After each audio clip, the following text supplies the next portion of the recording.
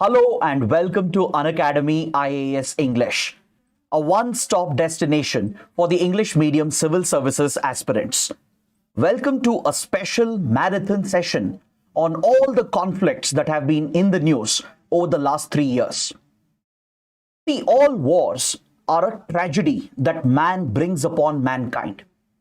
I'm reminded of a famous quote by American Nobel laureate who stated that all war is a symptom of man's failure as a thinking animal.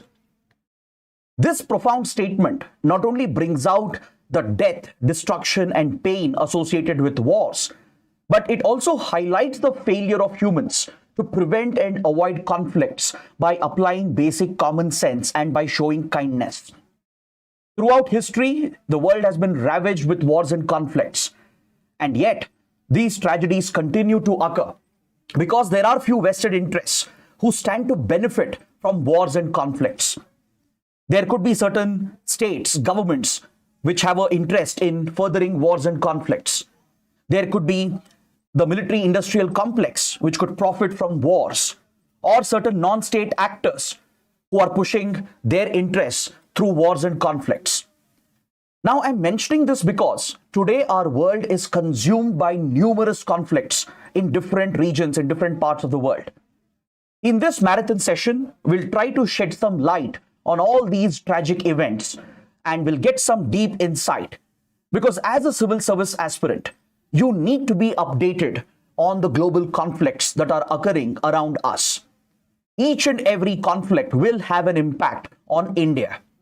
In an interconnected world, no country can be isolated from these global wars and conflicts.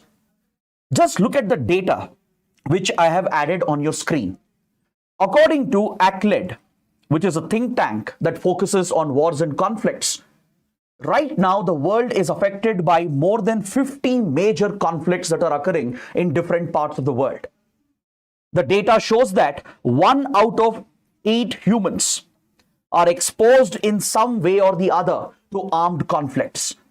This could be a war between two states or a civil war within a country or internal conflicts that are occurring. So it becomes very important to pay attention to rising violence, wars and conflicts around the world because day by day we are headed towards a destabilized world order. We have seen many state actors breaking down the rules-based order, disrespecting the sovereignty of others, exploiting wars for private profit. In that context, you need to know that the last 3 years in particular, from 2022 to 2025, these 3 years, they have been devastating in many parts of the world. Look at this data. In 2023, the scale of violence went up by 12% compared to the previous year. Compared to 2019, violence has gone up by 20% as of 2023. And this alarming trend continues in 2024 and we are headed towards a similar year in 2025 as well. So in this context, we will be looking at all these global conflicts occurring in different parts of the world. Now, don't be under the assumption that the session would be entirely dominated by the popular conflicts, such as the Ukraine war and the Gaza war. I'm sure many of you have some basic knowledge and awareness about these two major conflicts because they have dominated global headlines from the last few years. In this session, I would like to go beyond the Ukraine war and Gaza war. Of course, we'll discuss Ukraine and Gaza, but beyond that, there are many other conflicts that deserve our attention. Just look at the graph that I've shared over here on your screen. There is no doubt that the highest amount of violence in the last 3 years has been reported in the Europe and West Asia region. This is, of course, because of the Ukraine war and the Gaza war. But other than that, in regions such as Central America, Mexico, and South America, in Africa, in different parts of Asia, there are many conflicts which are raging which do not get adequate attention, be it from the media or be it from the society in general. We don't pay much attention to other conflicts, be it the conflict in Congo or the conflict in Myanmar they don't receive as much attention as the more popular conflicts in Ukraine and Gaza. So in today's session, we'll make an honest attempt to shed some light on all these global conflicts, and I would like to adopt a very structured approach so that it becomes a one-stop solution for you to understand all the global conflicts from the perspective of UPSC Civil Services exam. So I'll be dividing the different conflicts based on different regions where they are occurring. We'll start with the Americas region and look at conflicts in Mexico, Colombia, Haiti. Then we'll move to Africa. From West to East Africa, there are multiple conflicts that are raging in Africa. And of course, we'll focus on all the destabilization that has occurred in West Asia before we move to Europe and the Eurasia region.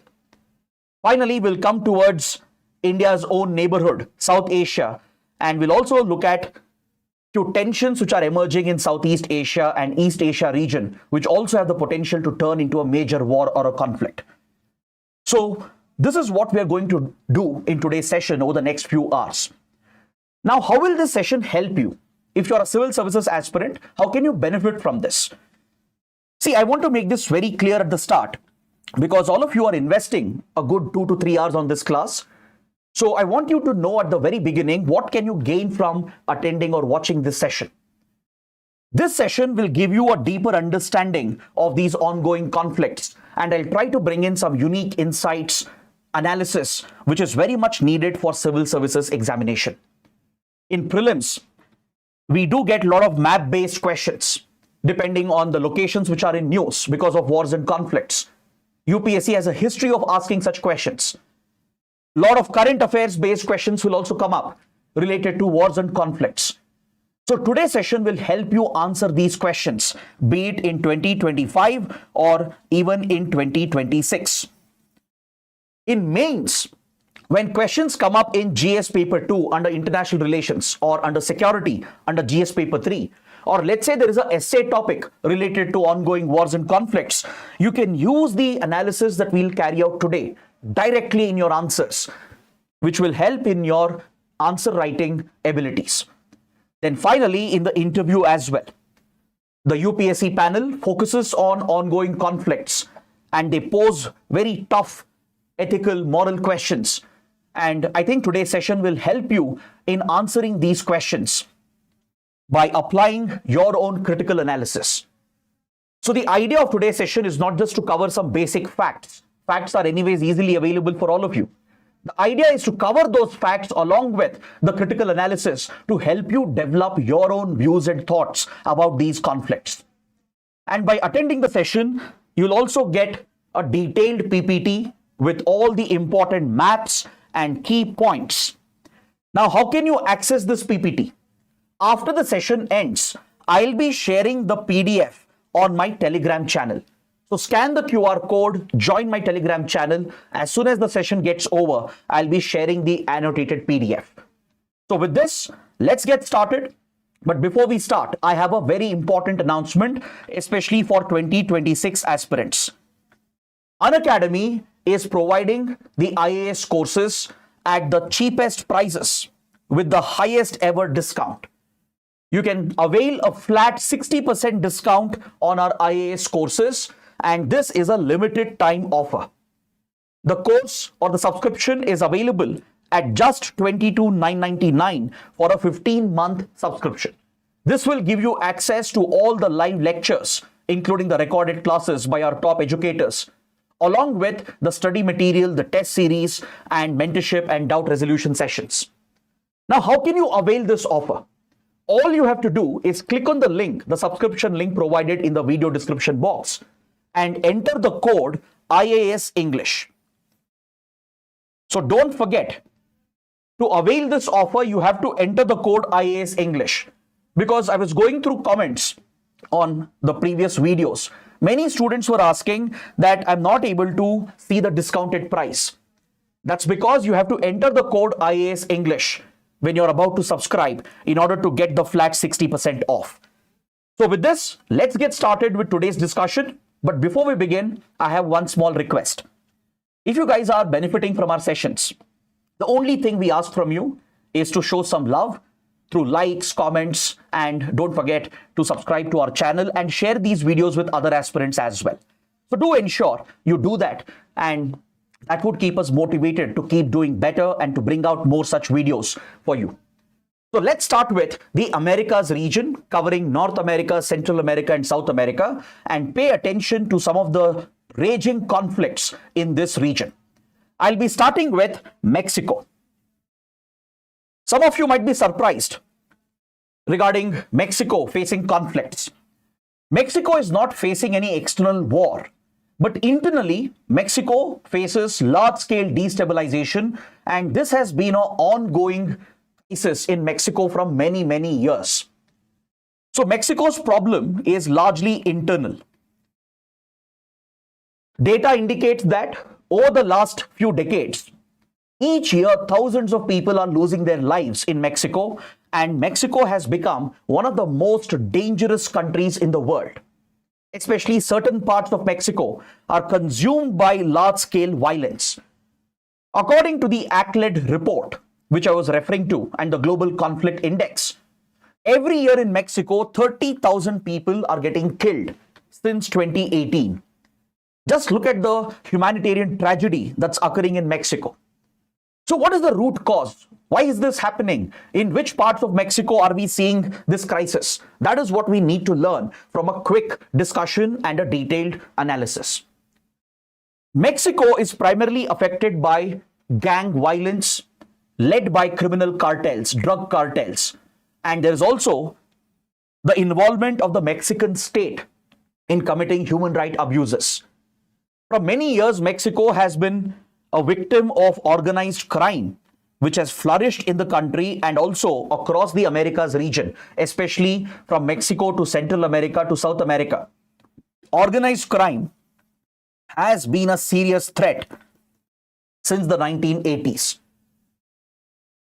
So these organized criminal gangs, they engage in targeted violence against the rival gangs as they seek more territorial control, as they seek to exert their influence. These rival gangs, they often face off against each other, resulting in large-scale violence, killings, and clashes. And the drug cartels which have flourished in Mexico, connected with these violent criminal gangs, are directly responsible for the violence and instability that is seen in Mexico. Many of you might be familiar with this. You might have seen popular series on Netflix and other platforms, which very well depict the crisis in Mexico, which is essentially a case of narco violence. It's a case of narcotics-fueled violence. These criminal gangs, they basically produce drugs of all kinds, from opium to marijuana to synthetic chemical drugs, from cocaine to meth. All such drugs are produced in very large quantities in Mexico, which are then smuggled across the border into United States and other markets, including Europe. So the drug cartels that operate here, which are backed by these criminal gangs, which are well armed, well equipped, they often face off each other as part of their rivalries, as they try to control different territories and jurisdiction. And in order to control the drug business, they engage in targeted violence against each other. Then these non-state actors, they deliberately seek to undermine the state. They undermine the security and law and order so that their criminal activities can flourish in the region. So they have carried out many attacks against the police forces, the security forces as well. And as a result, many civilians get caught in between this fight involving the Mexican state and the criminal cartels and the drug cartels. The Mexican government as well, which has tried countering these criminal gangs and drug cartels, has engaged in large-scale use of force. And many conflict zones have opened up across different parts of Mexico, where security forces of the Mexican government stand accused of committing large-scale human rights violations in the name of countering the criminal violence and the drug trafficking. So this is the tragedy that Mexico has been hit with. In fact, it is this large-scale violence which pushes a number of Mexicans to cross the border illegally into the US, resulting in a massive illegal migration problem along the US border. Most of the drugs, they head towards the US as well, and the problem of illegal migration indeed affects US-Mexico relations. That's one reason why I started with this topic, because recently Donald Trump has threatened Mexico with 25% tariffs, not only to target the trade deficit that US has with Mexico, but also to put pressure on Mexico to curb the problem of drug trafficking and illegal migration. So all these developments are interlinked, they're connected with each other. Now, let's understand the background with some of the recent developments which could be relevant for our exams.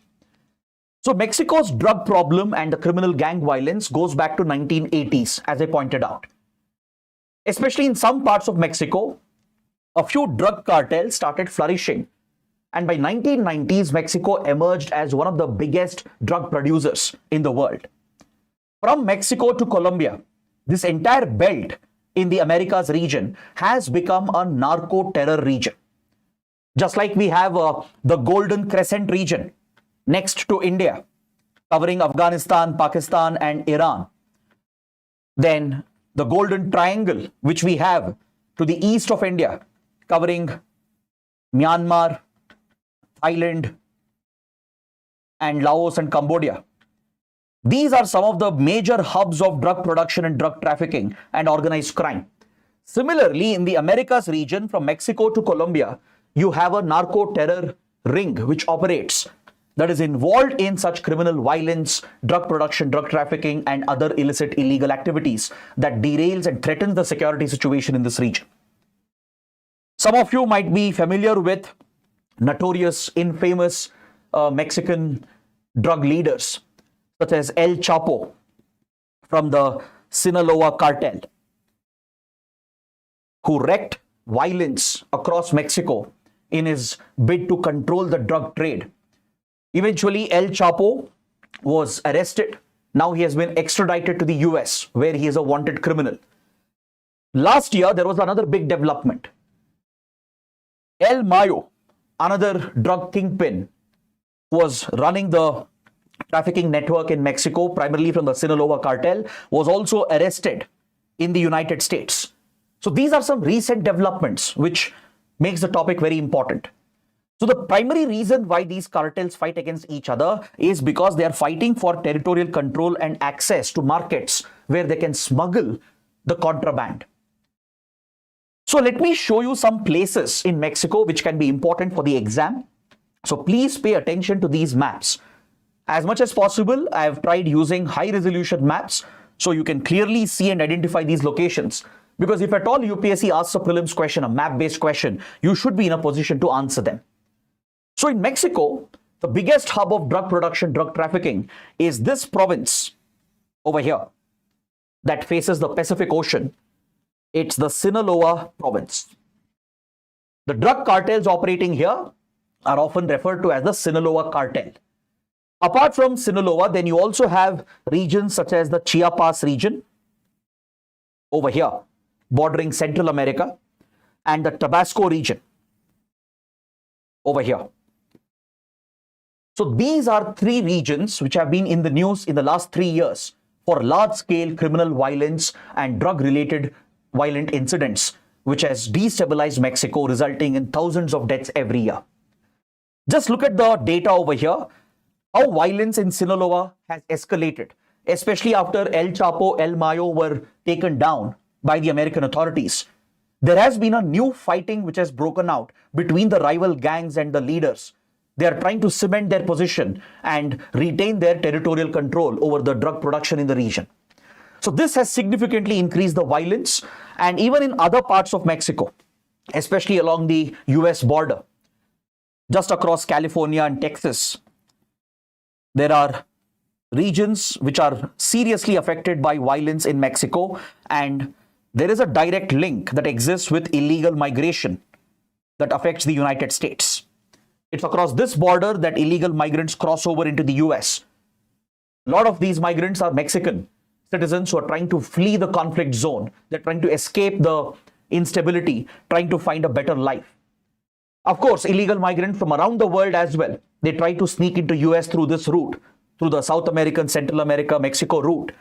But a number of Mexicans as well try to cross over, and this has been a persistent problem in US-Mexico relations. Now, this is another reason why the topic becomes very important. And how is this relevant to India? How is it connected to India? See, these drug cartels and criminal gangs in Mexico, they have started adopting new tactics. They have started using commercial drones for dropping consignment of drugs across the border into the US. They've also started using commercial drones to carry out their attacks. By fitting these commercial drones with explosives, IEDs, and even rockets, they've been trying to launch attacks against each other, and they've used such armed drones along the US border as well. Recently, few drug cartels have announced plans to target the US by using such commercial drones which will be armed with explosives. So this is something that India should take note of, because India is also very badly affected by drug trafficking, be it from the Pakistani border or to the Myanmar border. We have seen criminal cartels and terror outfits using such commercial drones for smuggling drugs as well as weapons and funds to fuel extremist activity against India. So that is something India will be closely watching out for.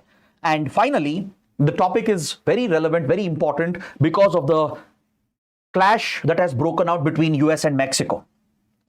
See, last year Mexico went through a fresh round of elections, which was also affected by political violence. In fact, this has become a recurring feature in Mexico. Every time there are elections, different leaders and political parties, they actually have a nexus with some of these criminal gangs and drug cartels.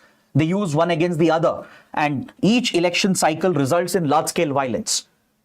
So during the recent elections that were held, a lot of violence was reported, and finally a new president was elected, Claudia Sheinbaum.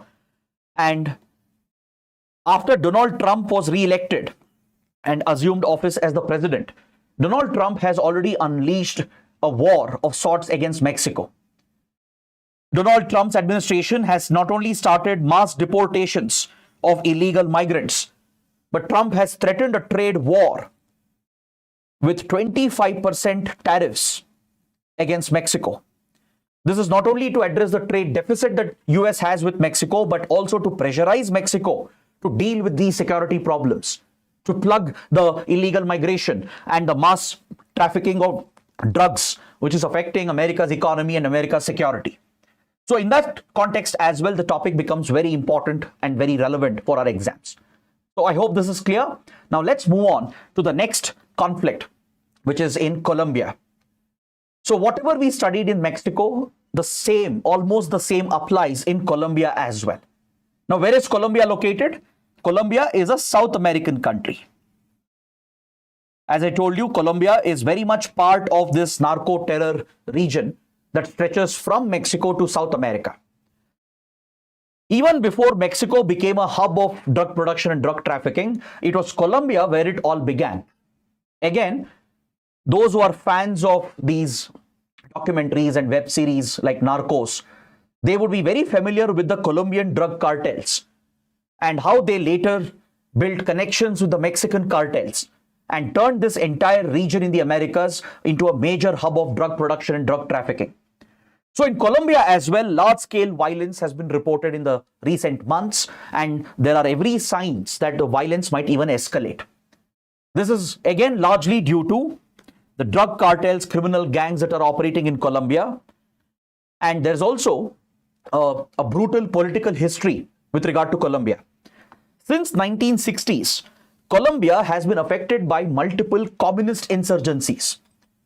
Apart from the drug cartels and the criminal gangs, Colombia has suffered from left-wing extremist insurgencies led by groups such as the FARC and the ENL.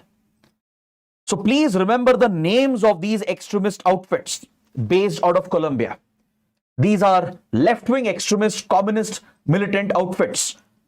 One is known as the FARC, that is the Spanish acronym, and the other is the ENL. So these two groups, which are left-wing extremist communist organizations, are from Colombia, which have waged a war against the Colombian state from many, many decades.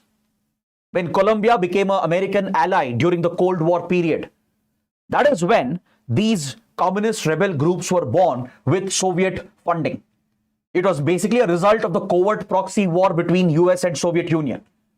As Colombia aligned with US during the Cold War, Soviet Union sponsored some of these communist militias, resulting in a long drawn-out insurgency which continues even today. Recently, the FARC rebel group has signed a peace process to bring this war to an end. But there are signs in the last 1.5 years that FARC might be trying to revive and restart its insurgency. Colombia was negotiating with the other communist group as well, the ENL, to end the communist violence. But there are every signs in the country that the communist insurgencies might recur and we might see a revival of these movements. Apart from that, there are these non-state actors involved in drug-related violence and criminal gang violence, which are connected with these extremist groups. Then to counter these left-wing extremist organizations, there are few right-wing extremist forces as well in Colombia. There are few right-wing extremist paramilitaries which have often been supported by the Colombian government, and this has resulted in targeted violence against each other, and even the Colombian government and security forces are allegedly involved in escalating the political violence. So please note down the names of these organizations. The FARC, which is a communist rebel group, stands for the Revolutionary Armed Forces of Colombia. The ENL or the ELN, which is the Spanish acronym, stands for the National Liberation Army.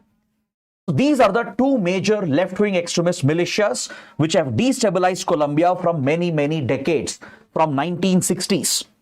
These communist guerrillas, they are at war with the Colombian state. This violence is what created a fertile ground for criminals to flourish. Criminals such as this individual, whom you can see in this image.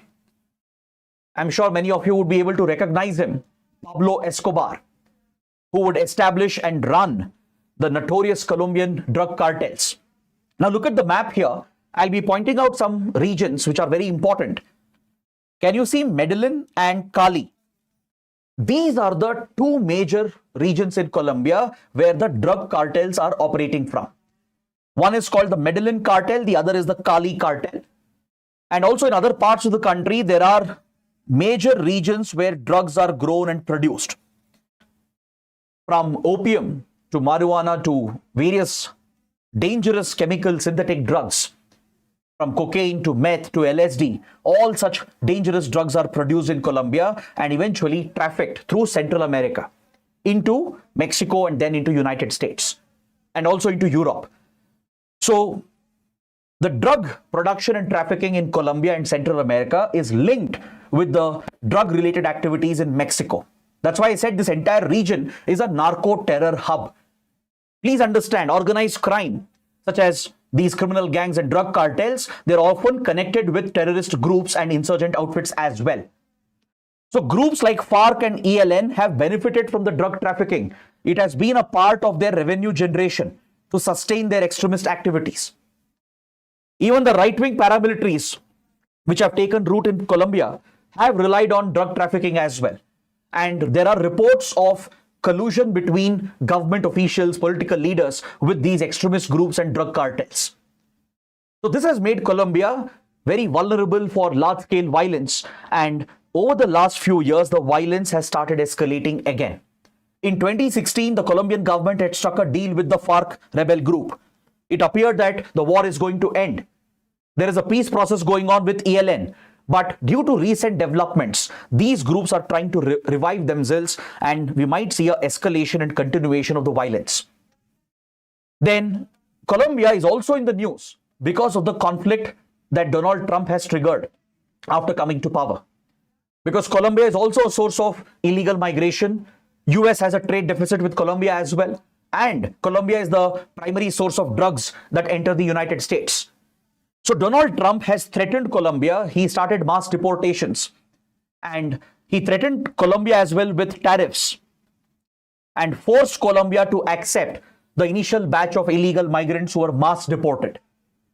Now, within the Trump administration, there are few elements who are calling for even the usage of armed force if necessary in Mexico and Colombia. So this has increased tensions between US and Mexico and US and Colombia. Within the Trump administration, there are few powerful individuals who are advocating the use of military force and covert intelligence operations to target Mexico and Colombia, and this could potentially escalate into a bigger conflict as well. So that is why the topic is relevant. These places, these regions, and the brief background will be important for your exam. So please make a note of all these key points. Now we will move on to the next conflict zone. We will look at the Caribbean region. We are still in the Americas region itself. We'll look at the Caribbean region where there is a small country, a small island nation called Haiti, which has been going through large-scale violence. And there is a connection with India as well. That's why the topic becomes very important. So this Caribbean nation has been affected from many decades because of repeated military coups, dictatorships, and regular foreign interference, especially from the United States. The US has carried out a lot of covert interventions in this small country, especially during the Cold War period. There have been many military coups and dictatorial regimes, which has caused a lot of instability in this small Caribbean nation. And this country is very unfortunate. Its location in the Caribbean Sea makes it very prone and vulnerable to natural disasters.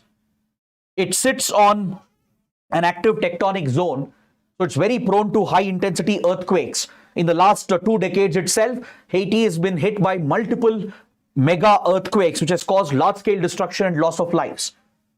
It is also in the path of the hurricanes, the tropical cyclones that take shape in the Atlantic, in the Caribbean region, and move towards the coast of Mexico and the US.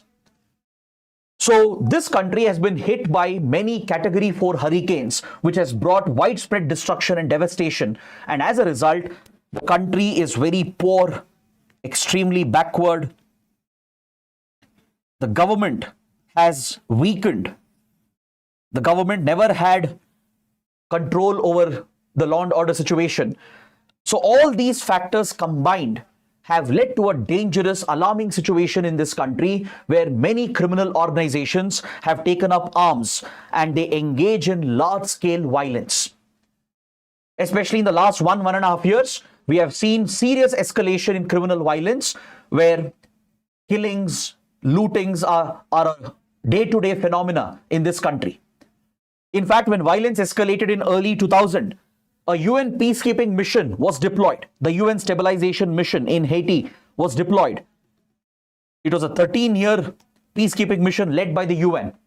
But now with UN troops removed and the instability has further grown because of these natural disasters and the failure of governance and law and order, criminal gangs have basically taken over the country and almost the government is non-existent. The police and security forces are non-existent in this country.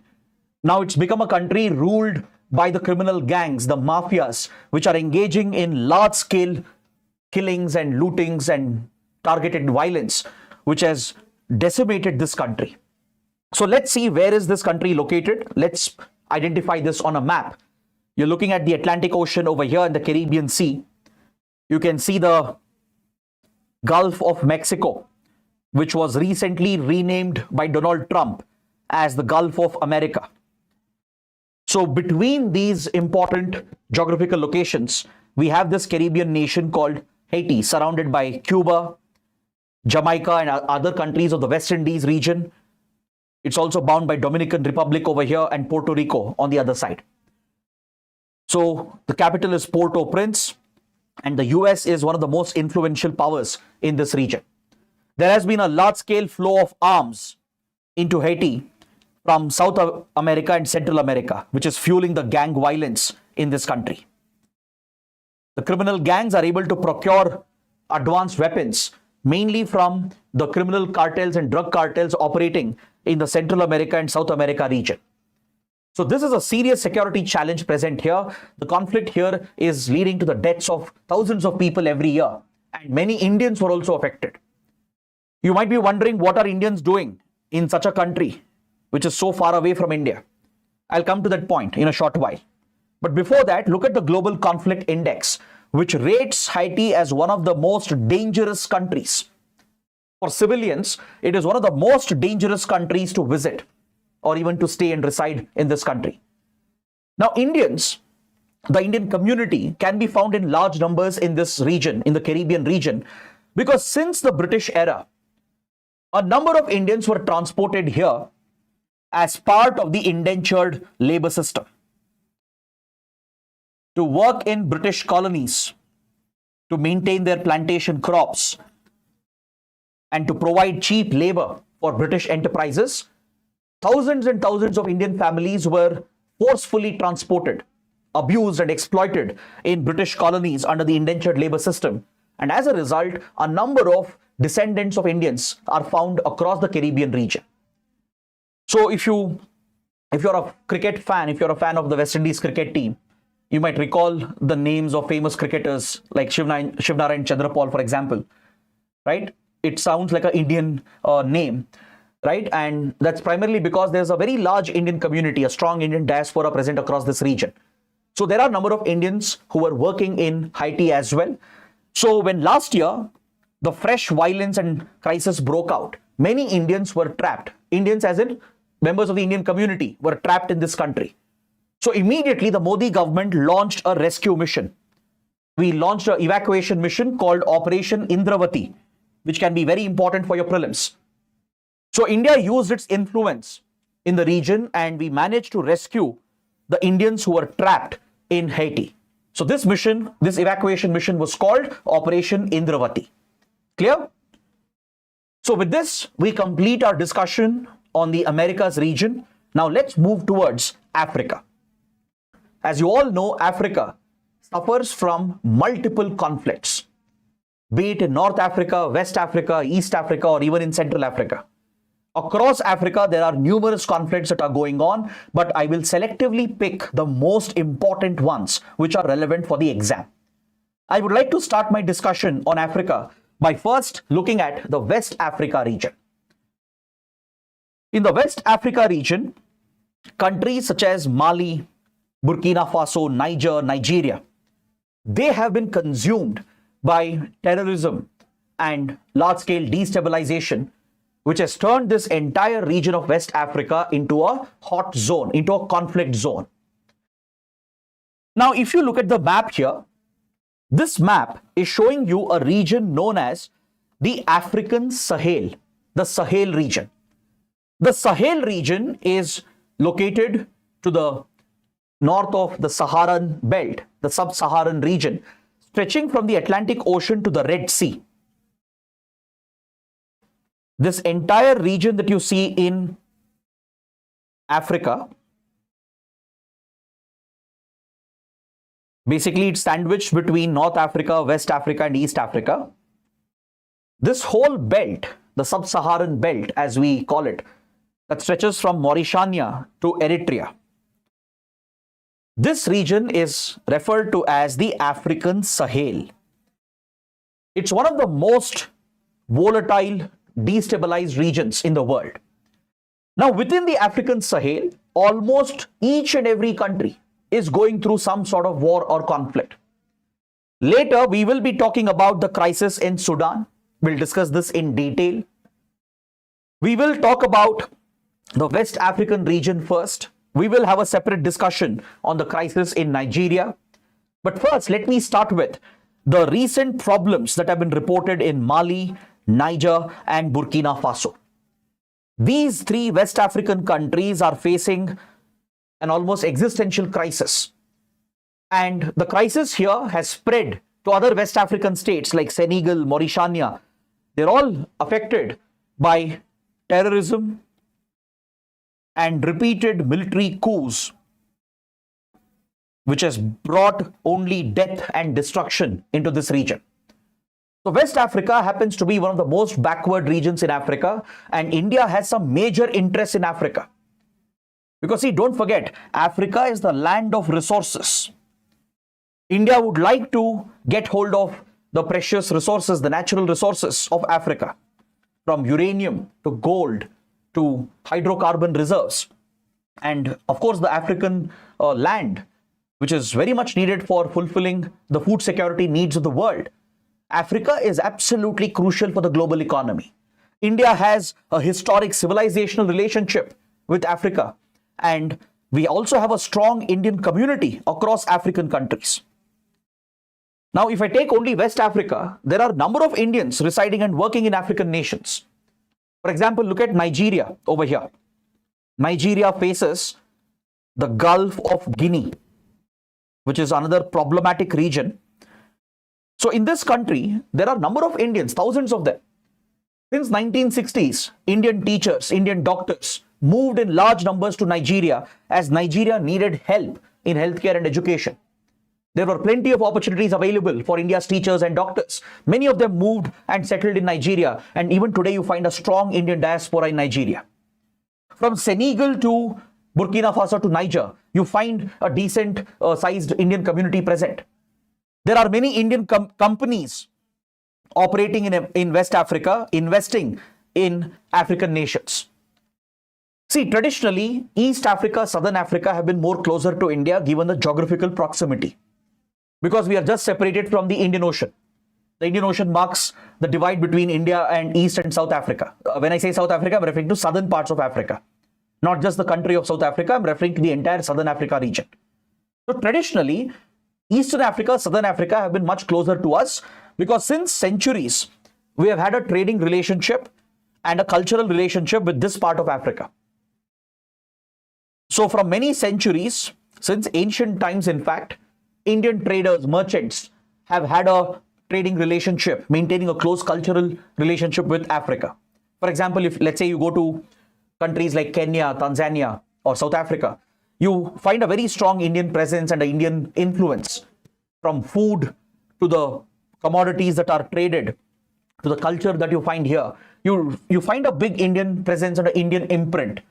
There are number of Indian communities settled over here in Eastern Southern Africa, which makes this region much closer to us. But it's not just Eastern Southern Africa which is important for us. Even West Africa and North Africa and Central Africa are equally important. Of late, we are expanding our diplomatic presence across the region because India now has to compete with the likes of China, US, Russia, and Europe. There is a global competition as far as securing rights to African resources are concerned. Many African countries are blessed with critical strategic minerals and rare earth elements, which is very much needed to power the next stage of the industrial revolution. As countries transition towards clean energy, electric vehicles, right? The need for batteries goes up. So the requirement of critical minerals, strategic minerals like lithium, nickel, cobalt, etc. has gone up significantly, and China right now has a dominating control over these supply chains. So other countries are in a race, including India, US, and others. They are trying to diversify the supply chains. They are trying to secure these resources for themselves. So in the last 2-3 decades, we have expanded our diplomatic influence from West Africa to even Central Africa. North Africa has always been a priority as well, given our close ties with Egypt and other countries. So any conflict over here obviously affects Indian interests. It could threaten the Indian community. It could affect Indian investments. It could affect our access to key resources. Hence, the topic becomes very important. So let's start with Mali, Burkina Faso, Niger, which have been recently in the news. These countries have not only witnessed repeated military coups, but they've also been affected by large-scale jihadist terrorism. These countries in West Africa have become a hotbed of Islamic fundamentalism. The spread of radical fundamentalist ideology, especially through Al-Qaeda and Islamic State, has been the biggest threat in this part of the Sahel region of West Africa. There is an Al-Qaeda affiliated terrorist outfit known as the JNIM, Jamaat Nusrat al-Islam wal Muslimin. This is a notorious terror outfit operating in some of these countries. It has a presence in Mauritania as well. It has a presence in Mali, Burkina Faso, parts of Niger, and it is involved in many deadly terror attacks. Then after the rise of Islamic State, ISIS also has spread its ideology with many different branches of ISIS operating in West African countries. So note down the names of these organizations which can be relevant for our exams. We have the IS Sahel, Islamic State in the Sahel province, Islamic State in the Greater Sahara, Islamic State in West African province. There are different factions aligned with the ideology of ISIS, and these terrorist outfits have completely destabilized this region, and they have been engaging in large-scale violence and terrorist attacks. See, during the colonial period, this part of West Africa was colonized by France, Portugal, Spain at some time as well, Britain. But French influence is very predominant in West Africa. Apart from the Portuguese, Spanish and British influence, French influence is very predominant over here, and France had taken up this responsibility to counter terrorism across West Africa. Because the terrorism present here was not only destabilizing this region, which was a former colony of France, but it was resulting in the export of terrorism to France. Number of radical elements from this region would migrate to France and later engage in radical terror activities in Europe. So France was leading the counter-terror efforts in these countries with support from UK and US. France had deployed military troops on the ground and engaged in direct combat with these terrorist outfits under Operation Barkhane. Operation Barkhane was a French counter-terror operation which was going on for many years. But recently, France has withdrawn from this military operation. That's another reason why the topic is important. France was not able to contain the situation despite the American and British support. Even the CIA, the Central Intelligence Agency of the US, was involved in covert operations assisting France in these counter-terror efforts. British intelligence agencies and armed forces were also involved, backing the French efforts.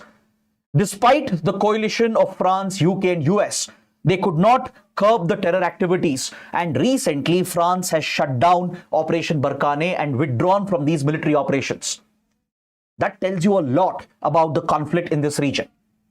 It clearly tells you that the repeated military coups have weakened the security situation, and it has given a free hand for terror groups to flourish. And there's also another factor, the Russia factor. There is a larger game being played in West Africa. Since Western powers had entrenched themselves in West Africa and through their military presence, they were having control over the resources in this region, they have been challenged by their rival, Russia.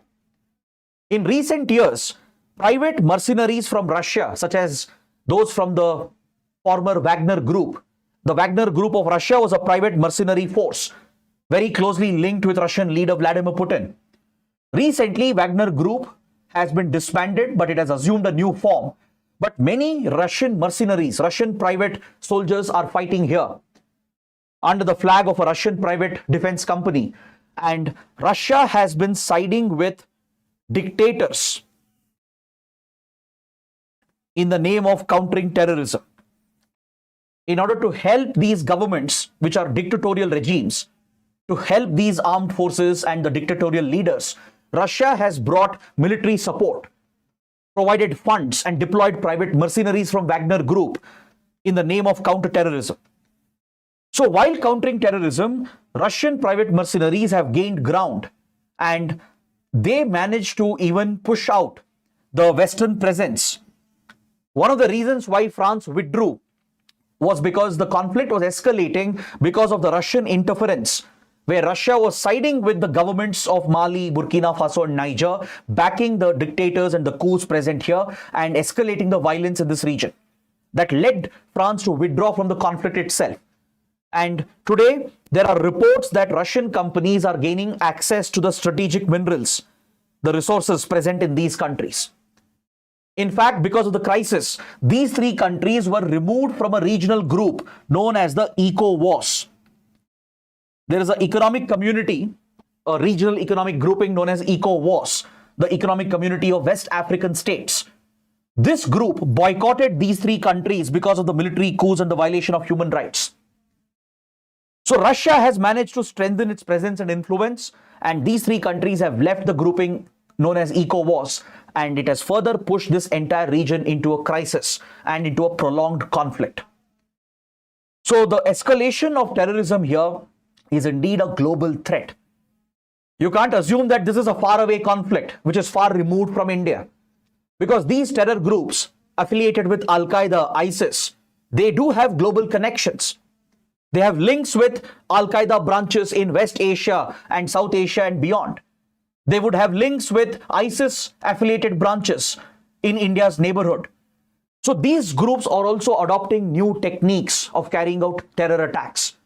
They have been using drones to carry out aerial attacks, which is a clear change in strategy by these terrorist outfits, which could inspire similar attacks against other countries, including India. So please look at the map, be familiar with the location as well. Mali, Burkina Faso, Niger, these are the three most affected countries in the Sahel in West Africa, and the impact has spread to neighboring countries such as Mauritania. Even Morocco has witnessed a growing presence of radical elements. Libya, as you know, has been going through a civil war from many years. Then Algeria as well over here is affected by radical terrorism, which spills over from the Sahel. So these radical elements, they basically have an impact in the neighborhood from Libya to Algeria, which are also affected by conflicts. Libya still has not stabilized from the civil war that started following the Arab Spring, the so-called pro-democracy revolutionary movement that spread across Africa and Middle East region in 2011. Western countries exploited this movement in Libya to target the Libyan dictator, Muammar Gaddafi. And once his regime was toppled, Libya has fallen into a crisis, a civil war, where different factions are fighting for control and radical terror groups have taken root as well. So the problems in the Sahel region has spread far and beyond, affecting North and West Africa. Even Senegal is very badly affected by the spread of radical activities. There is a significant refugee flow into the neighboring countries, and many refugees take the risky sea route to reach Europe as well. You might be hearing about the refugee crisis, the migration problem in Europe, how it has led to concerns about security, and how the refugee migration problem could be an economic burden on Europe, and how this has contributed to the rise of right-wing politics, far-right ideology from France to Italy to Germany. You are witnessing that in recent elections as well, with far right-wing neo-Nazi parties which are against immigration gaining more votes, gaining more prominence politically. And this is a very dangerous, alarming trend as far as Europe is concerned. So the problems of Africa, the conflicts in Africa is spilling over to Europe, resulting in the rise of conservative, radical, far right-wing ideologies aligned with neo-Nazi ideology. That is why the topic is very, very crucial. You need to see those interlinkages. Even though all the details are not needed, you don't have to go in depth into the topic. Just a basic understanding, just having this awareness, how it is linked to the problems in the region, I think it should be more than sufficient. Now, let's look at another country here in West Africa, that is Nigeria. I told you that Nigeria faces the Gulf of Guinea in the Atlantic Ocean. The Gulf of Guinea is a very vital water body because see, Nigeria is blessed with resources. As I told you, there are a number of Indians in Nigeria. Since 1960s, a lot of Indian teachers, doctors have migrated and settled over here. A lot of Indian companies have invested. Number of Indian workers are working in Nigeria as well.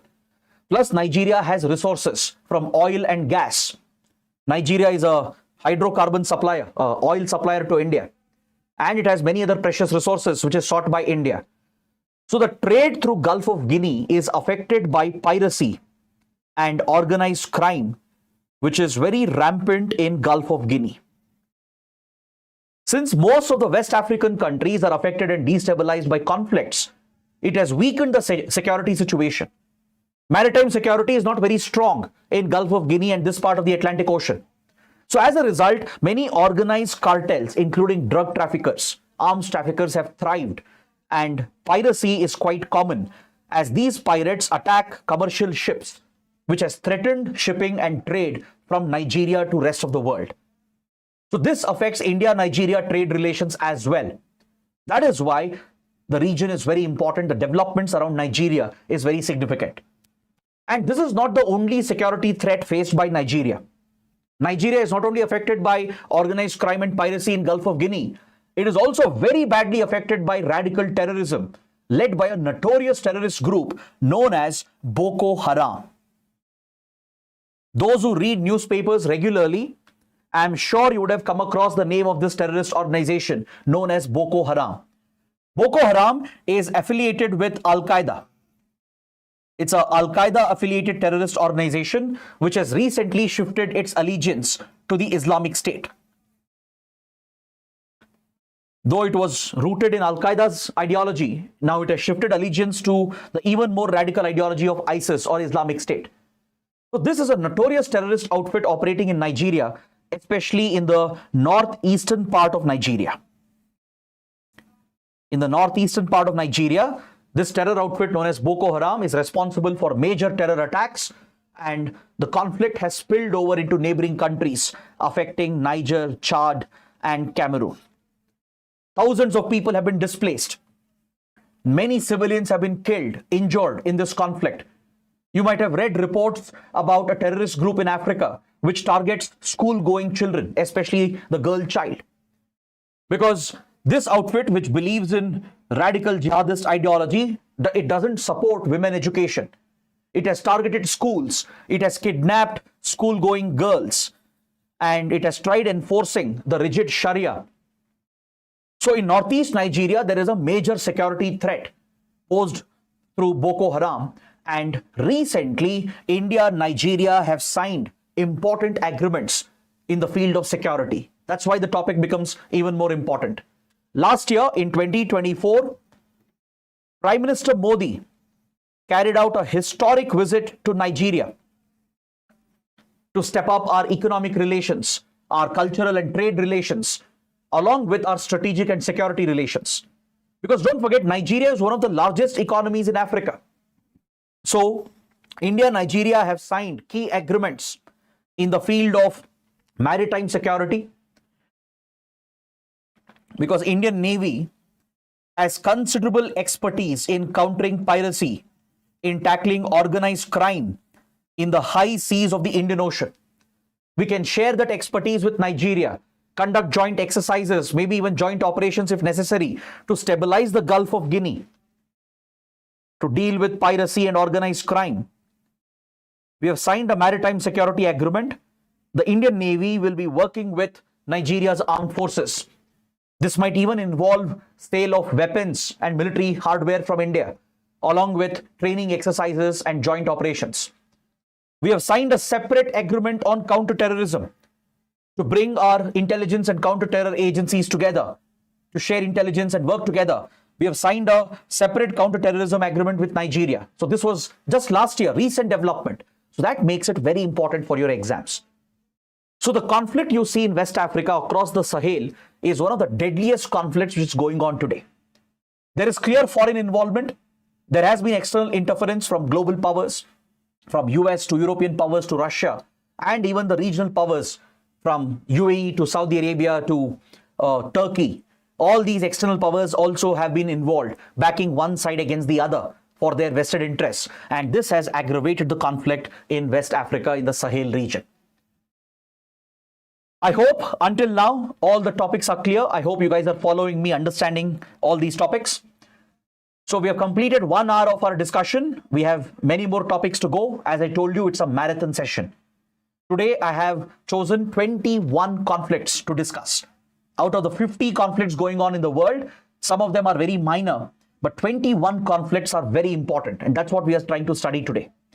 So I hope the sessions are useful. I hope you guys are liking the discussion, right? So if you are benefiting from it, don't forget to press that like button. That is what motivates us to put in that extra effort for you. Drop in your comments on what you think about these classes and let us know what other topics you want us to cover. Are there any other topics where you find it challenging when you prepare for the exam? Please let us know. We'll try to organize such sessions more and more. And don't forget to subscribe to our channel. Let's look at another major conflict which has affected Africa. Again, in the Sahel region itself, we are looking at the ongoing civil war in Sudan. This topic is extremely important for us because India was directly affected by the civil war in Sudan. So what is happening in Sudan currently? That's what you need to know. At least the basics, just the basic awareness. In 2023, we saw the emergence of a conflict as a power struggle broke out between two major generals of the Sudanese security forces. See, historically, Sudan has been a country which has seen a lot of destabilization. It has gone through multiple military coups. It has been ruled by dictators. The country has never seen stability in that regard. In fact, in 2011, because of persistent conflict between different ethnic groups, a part of the country broke away to become a new country. That's how South Sudan was born, as one of the youngest countries. And even this country is going through a conflict. Even in South Sudan, there is a raging civil war going on for many, many years. So in Sudan, what was left of it after the partition of South Sudan, there has been a power struggle. There was a very authoritarian, powerful leader who eventually stepped down a few years ago. So following the exit of this dictator, a new power struggle broke out between two major security forces of Sudan. You can see the images of two generals over here. They are none other than General Abdel Fattah al-Burhan and Mohammed Hamdan Hemdati. They head two different security forces of Sudan. One heads the Sudanese armed forces, which had taken control of the country following the exit of the dictator. It had staged a military coup and captured political power. The Sudanese armed forces were then challenged by a paramilitary force known as the RSF, the Rapid Support Forces. So the country's own security forces are fighting against each other. They are basically trying to control power, control the politics, the resources of the country. This internal struggle has pushed this country into a deep conflict. And as a result, thousands of people have been left dead. More than 28,000 people have been killed in Sudan, with thousands of injuries, lakhs of people displaced. And this conflict has spread beyond this region, affecting neighboring countries. Refugees have flown into South Sudan, Ethiopia, Eritrea, and other neighboring countries, including Nigeria. So what's happening in Sudan affects the entire Africa region, and it has affected Indian interests as well. Now you need to know, why did this conflict start? Are there any external involvement? Is there any foreign power involved in this conflict? And how did this affect Indian interests? That is what we need to learn. See, in Sudan, there is a region known as the Darfur region. It is divided into multiple provinces. I'll show you the map. Don't worry. I'll show you all these locations. You have North Darfur, South Darfur, and West Darfur region. This entire Darfur region is very rich in mineral resources. Especially in some parts of Darfur, very lucrative gold mines are present. If you guys again are reading newspapers regularly, you might have heard about one of the largest gold mines in the world, Jebel Amer gold mine, which is located here in the Darfur region of Sudan.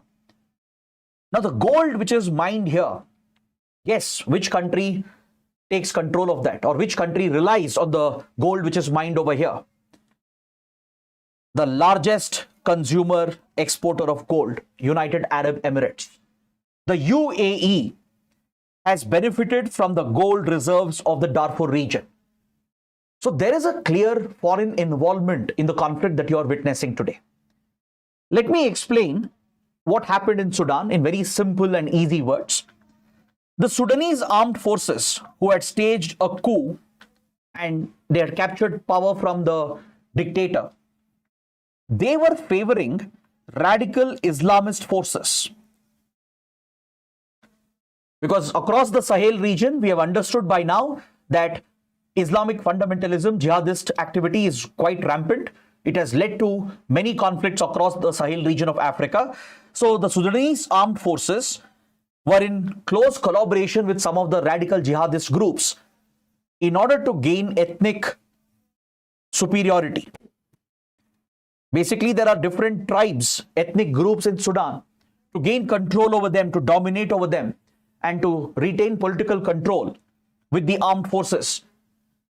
The Sudanese armed forces were colluding with the Islamist forces.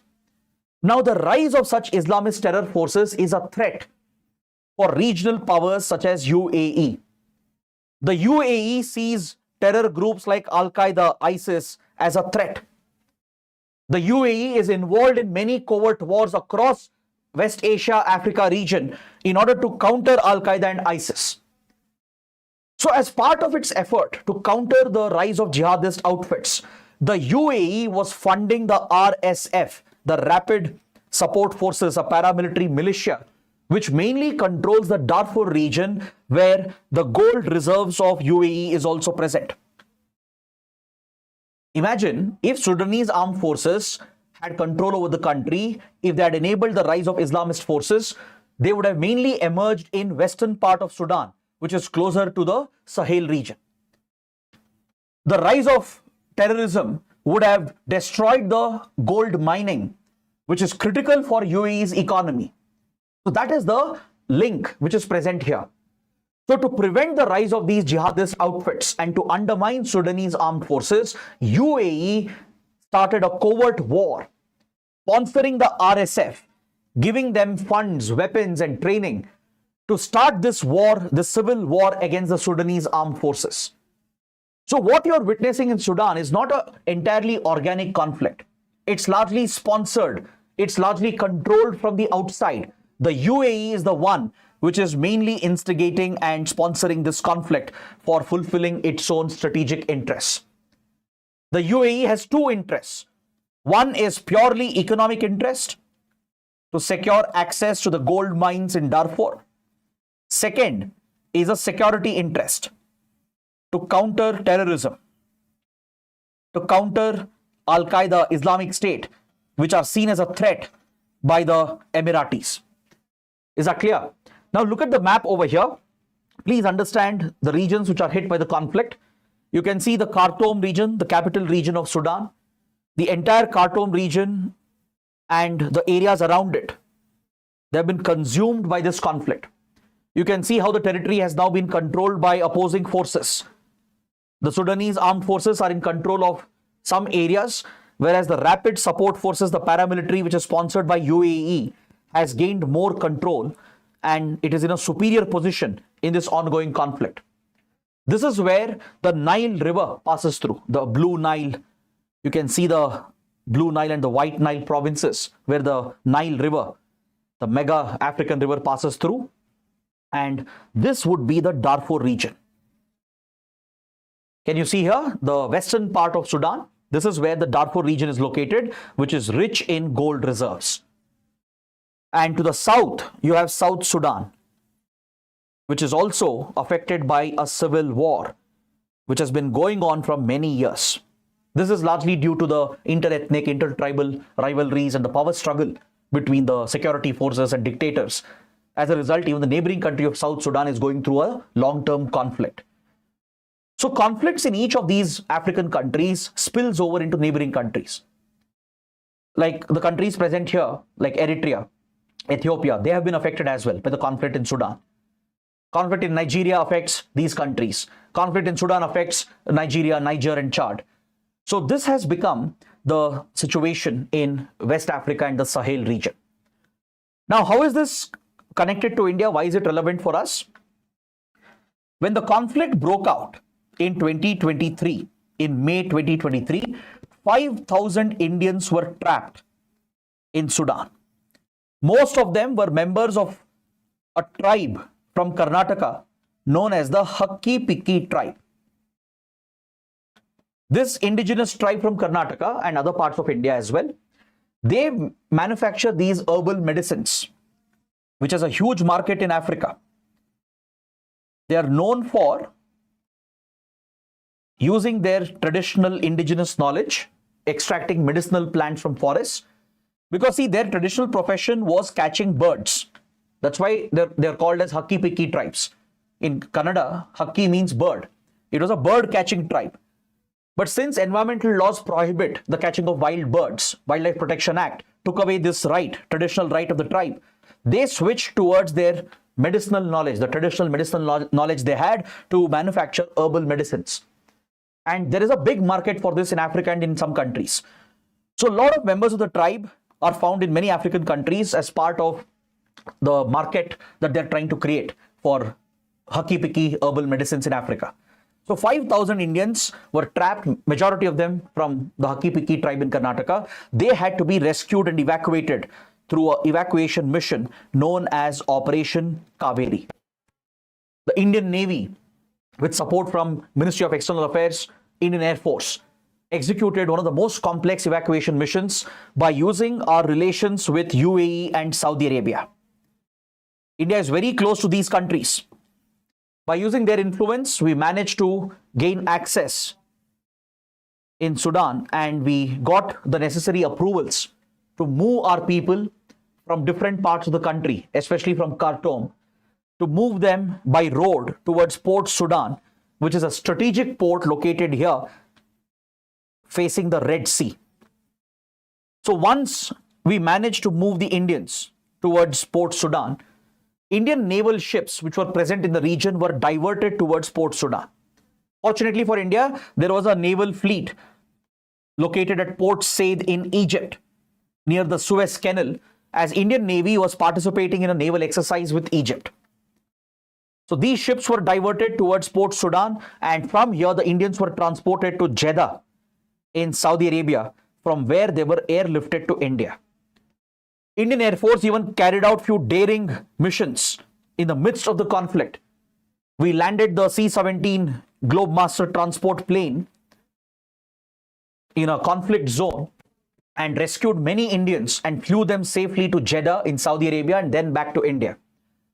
So this goes on to show the importance to understand the geography of the region, to understand the foreign policy dynamics of the region. It's India's influence in this region and with the key powers that helped us evacuate the Indians safely, and Operation Kaveri was a big success for India. Clear? Now let's move on to the next topic. We'll look at another African country, Ethiopia. Ethiopia has been suffering from many years of war and conflict.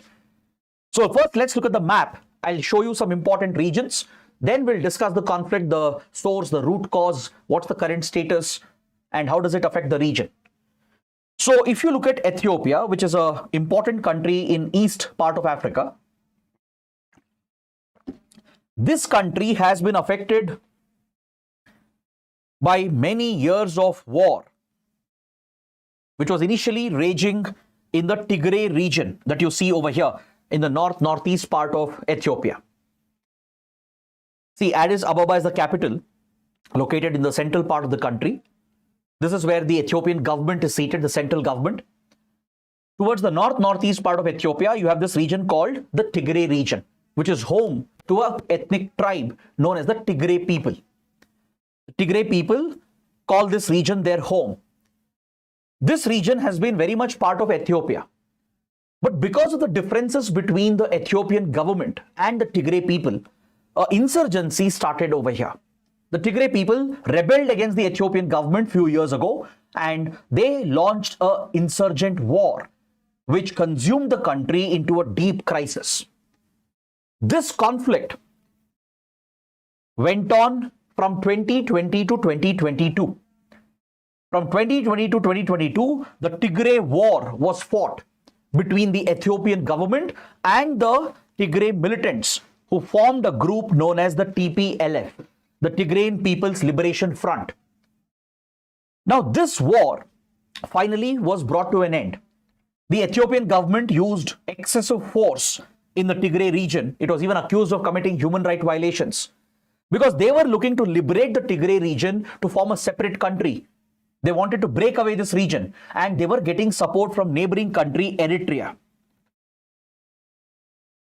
If you go back and look at the map, you can see the neighboring country Eritrea located over here, just to the north of the Tigray region. The Eritrean government, which had issues with Ethiopia, used this opportunity, exploited the divisions, and covertly sponsored the TPLF and the Tigray rebels to instigate this insurgency against Ethiopia. So this war lasted for 2 years, from 2020 to 2022. Eventually, the Tigray war was brought to an end as the Ethiopian government crushed this Tigray movement. There was a lot of international criticism as well that Ethiopian government had committed human rights violations. Now, following this war, which came to an end, in fact, a peace process also got started. A peace agreement was also signed between Ethiopian government and the TPLF. This conflict laid the seeds for the present conflicts which we are seeing since 2023. Since 2023, 2 new conflicts have emerged in Ethiopia, which is connected to the Tigray war. So let's understand what happened here. So as the Ethiopian government was fighting the Tigray rebels, it relied on other ethnic tribal groups to support the war efforts. For example, in the Amhara region and Oromia region, here as well you find native ethnic tribes. They took different sides in the Tigray war. One of the tribes sided with the Ethiopian government, supporting the Ethiopian government in its war against the Tigray people. The other ethnic group, they backed the Tigray militants. And thus, after the Tigray war ended, a fresh conflict has broken out involving these groups and the Ethiopian government. So please look at this slide. It's very important. Mark these locations. The Amhara region, Oromia region. You already know where is the Tigray region located, the home of the Tigray people. Right? The Tigray war ended in 2022. But during that war, Ethiopian government worked with some of the tribes, the other tribes, the rival factions. During the Tigray war, all the Amhara tribal groups aligned with the Ethiopian government, supported Ethiopian government forces to target the Tigray people. This was a result of the rivalries between these ethnic groups. Since many decades, the Tigray tribe and Amharas have conflicts between them. So naturally, they aligned with the Ethiopian government and they together targeted the Tigray militias. But in the Oromia region, which is home to the Oromo people, the Oromo ethnic tribe, they sided with the Tigray people because they have their own disputes and issues with the Ethiopian government. So this internal conflict has now erupted in a new dimension, in a new form. Though the Tigray war ended, TPLF has almost been wiped out and a peace agreement also has been signed. These groups, which had been armed, they started picking up conflicts with each other and even with the government, and now it has turned into a deadly war, almost like a civil war in the Amhara region and Oromia region. See, the Ethiopian government has not only targeted the enemies such as Tigray militias and the Oromo militias, it has even targeted former allies such as the Amhara militia groups. Though Amharas had supported the Ethiopian government in the Tigray war, now the government has turned against them due to their infighting and internal differences. And today Ethiopia is at war with the Amhara tribes and militias, the Oromo tribes and their militias, and the Tigray conflict is also at the risk of restarting. So this is the concern in Ethiopia, and this is something that deeply bothers India. It worries India because India has close connections with Ethiopia. There is a historical civilizational link between the two countries. There is significant trade, investments. A lot of Indian companies have invested in Ethiopia. Thousands of Indians are present in the country, residing, working in the country. So whatever happens in Ethiopia will affect our interests significantly. And that is why the topic is very important. Now let's move on to East Africa region. In East Africa, I would like to focus upon Somalia and Mozambique. We have already covered Ethiopia, which technically would be part of East Africa itself. But since Ethiopia was a bigger topic, we have discussed it separately, just like we discussed Sudan separately. Now let's look at Somalia and Mozambique, which are two conflict-hit countries in Eastern Africa. So please look at the map. I'm starting my discussion here with Somalia. Let's understand where is Somalia located, why is it important, what's the conflict going on over here, and does it threaten India? That's what we need to understand. Somalia is a key East African country located in the Horn of Africa region. I'm sure most of you will be able to identify the Horn of Africa. You can see here this part of Eastern Africa that looks like a horn, the horn of a rhinoceros, for example. This is referred to as the Horn of Africa region. Right? It covers not just Somalia, parts of Eritrea, Ethiopia, Djibouti as well. In Somalia, there has been a civil war raging from 1990s. There is a radical outfit operating here known as Al-Shabaab, a deadly terrorist organization that has gained control of the capital, Mogadishu. It has pushed the Somalian government out.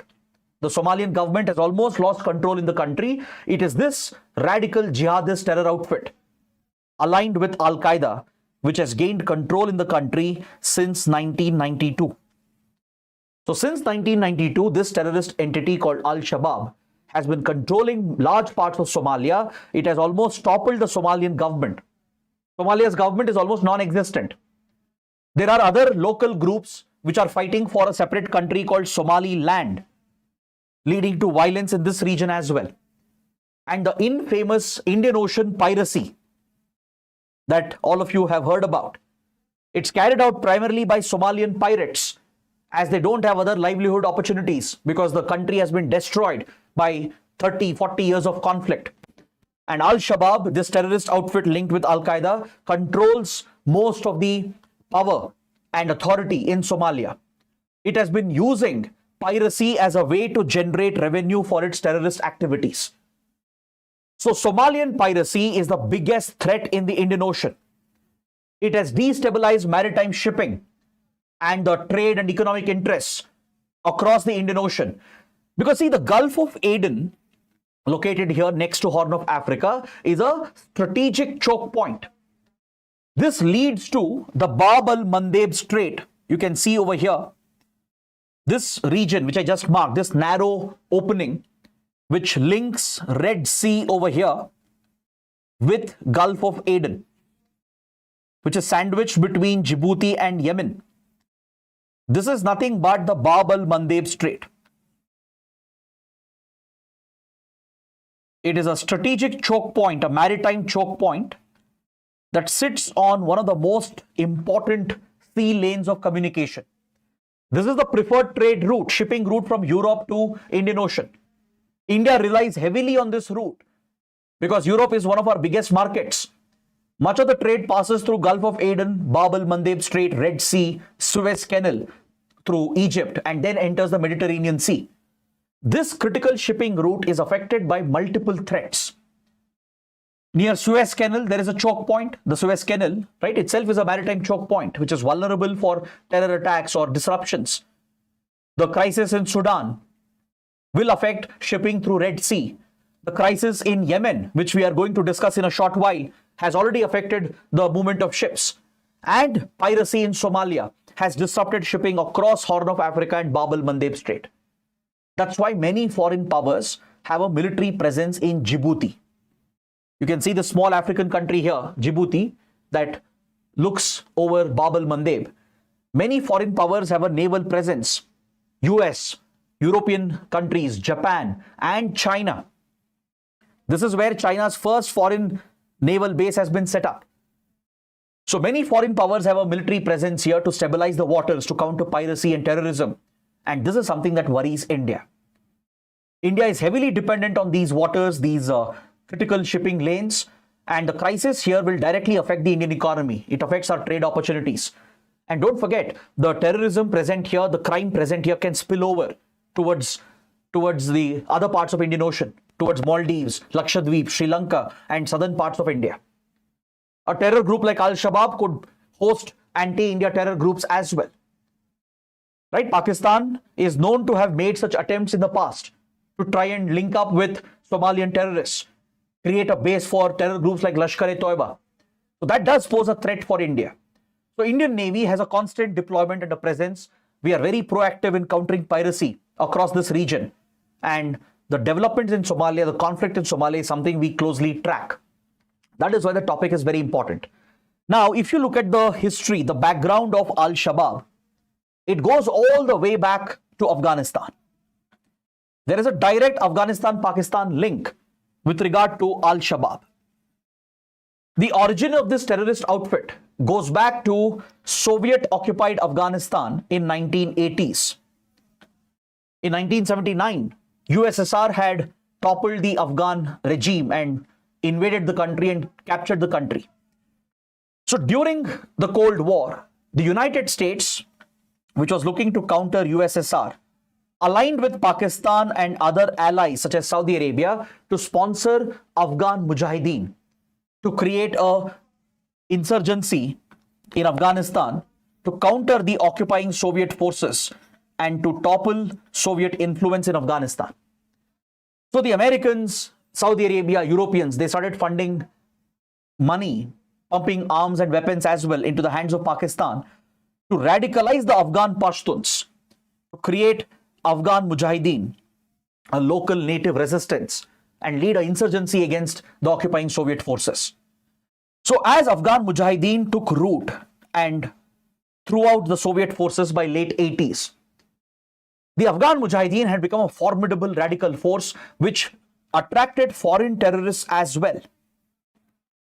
Afghan Mujahideen was not just made up of radicalized Pashtuns who were controlled by Pakistan's intelligence agency, the ISI, with the CIA of the US.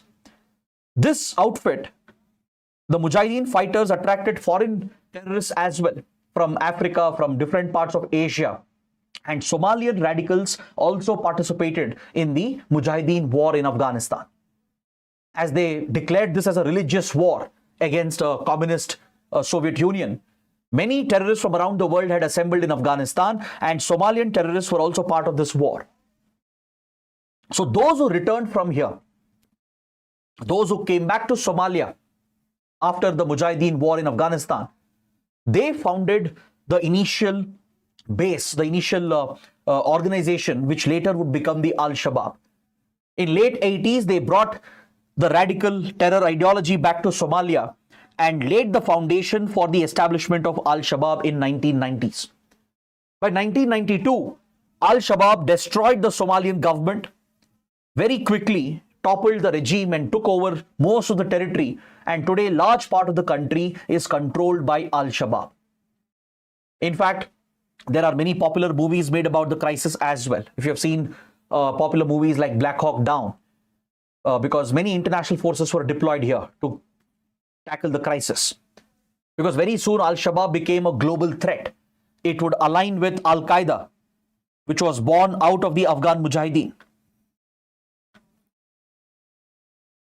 As Taliban took over Afghanistan, which was a byproduct of the Afghan Mujahideen, it sheltered global terrorists, the likes of Osama bin Laden, Ayman al-Zawahiri.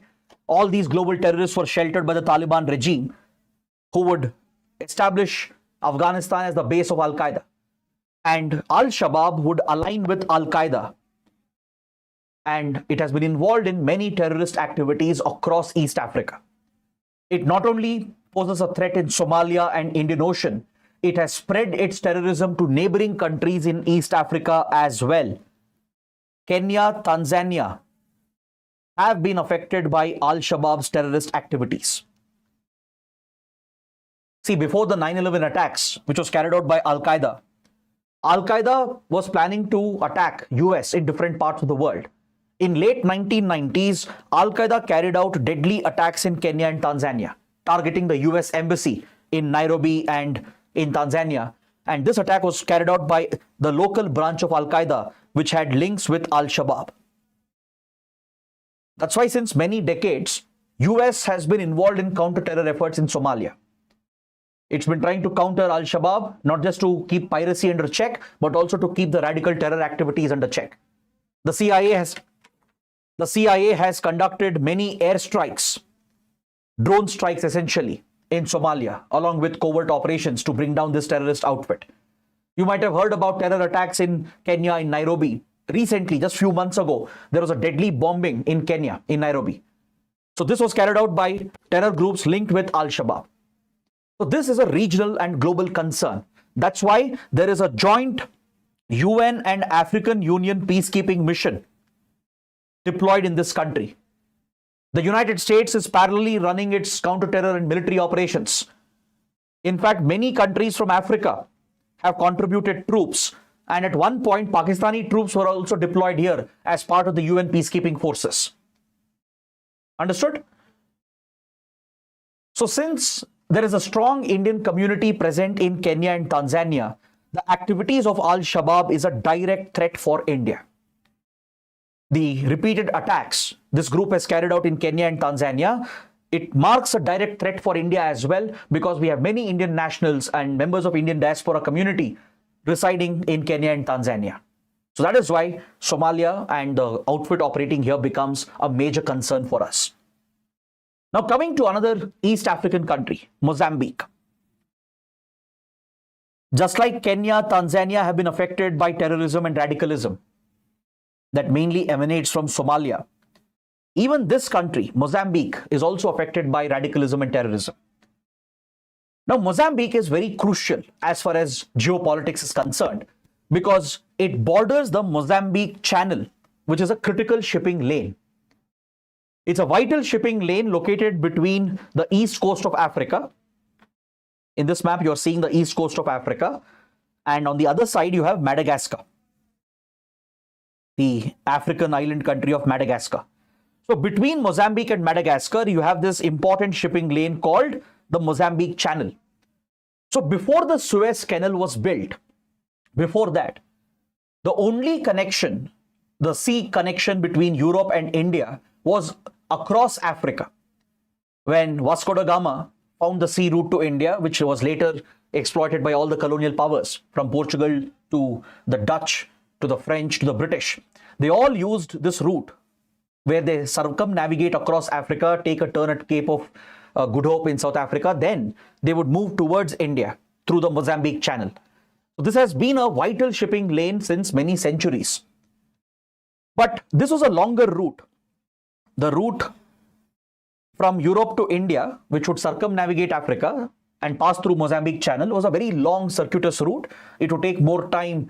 The cost of transportation would increase. So the Suez Canal, which was constructed in Egypt, created a shortcut, a bypass. So it created a shorter link so that goods could be sent from Indian Ocean via Gulf of Aden, Bab el-Mandeb Strait, Red Sea and Suez Canal into Mediterranean, then into Atlantic Ocean and into Europe. So this vital shipping route, which is the Red Sea shipping route, which connects India and Europe, it does depend on the other alternate route, which is the route through Mozambique Channel. If at all shipping through Red Sea is affected, let's say a few years ago, there was a disruption in Suez Canal. A ship had grounded itself and because of that accident, shipping through Suez Canal got disrupted. So then most of the global shipping traffic shifted towards the older route. They would circumnavigate around Africa and pass through Mozambique Channel to link between Indian Ocean and the European region. Recently, when the Houthi rebels of Yemen launched their attacks in Red Sea and disrupted shipping through Red Sea, this old traditional route was brought back into usage. That's why Mozambique Channel is very important even today. Though it's not the preferred route for trade between India and Europe, it still has relevance because if at all Suez Canal shuts down or Bab el-Mandeb is blocked due to piracy or terrorism or due to a war or a crisis, this traditional route, longer route, will still be a viable route between India and the West. In this country, we have seen a growing influence of jihadist ideology. It's not just Al-Shabaab which tried to spread its wings, but more importantly, ISIS. In recent years, Islamic State reared its ugly head in Mozambique, in this region known as Cabo Delgado. Please make a mark of this location. Mark the name of Cabo Delgado, a province in Mozambique, in the northeast part of Mozambique that faces the Indian Ocean. This is where we saw a significant rise in ISIS terror activities. with multiple attacks occurring. Important locations like Pemba were targeted. Pemba is a coastal location, crucial for trade. China has big investments as well as part of its Belt and Road Initiative. India also has a big naval and military presence from Tanzania to Mozambique. These countries are hit by tropical cyclones that form in Western Indian Ocean. Every time India is the one giving assistance to countries like Tanzania and Mozambique. So we do have a strong military presence here as well. Then there is a coastal town in Cabo Delgado known as the town of Palma. This entire coastal town was recently captured by ISIS in 2021. Now, this was the biggest security threat Mozambique had ever seen. In March 2021, the strategic coastal town of Palma was entirely captured by ISIS, terrorists linked and aligned with Islamic State. Eventually, African countries deployed troops in the country, helped the government of Mozambique to tackle the terrorist threat. They liberated Palma, which was captured by ISIS. But even today, the presence of fundamentalist jihadist groups is a threat in Cabo Delgado, and both Al-Qaeda and ISIS are vying for influence in this part of Africa. Now, is there any special reason why such a conflict is being seen here? The answer is yes. The Cabo Delgado region is very, very rich in oil and gas. If Somalia occupies a strategic location through which it can control or disrupt global shipping, then Cabo Delgado in Mozambique is an oil and gas rich region. There are reports and allegations of foreign involvement from foreign governments to foreign companies which are trying to capitalize on the resources present here.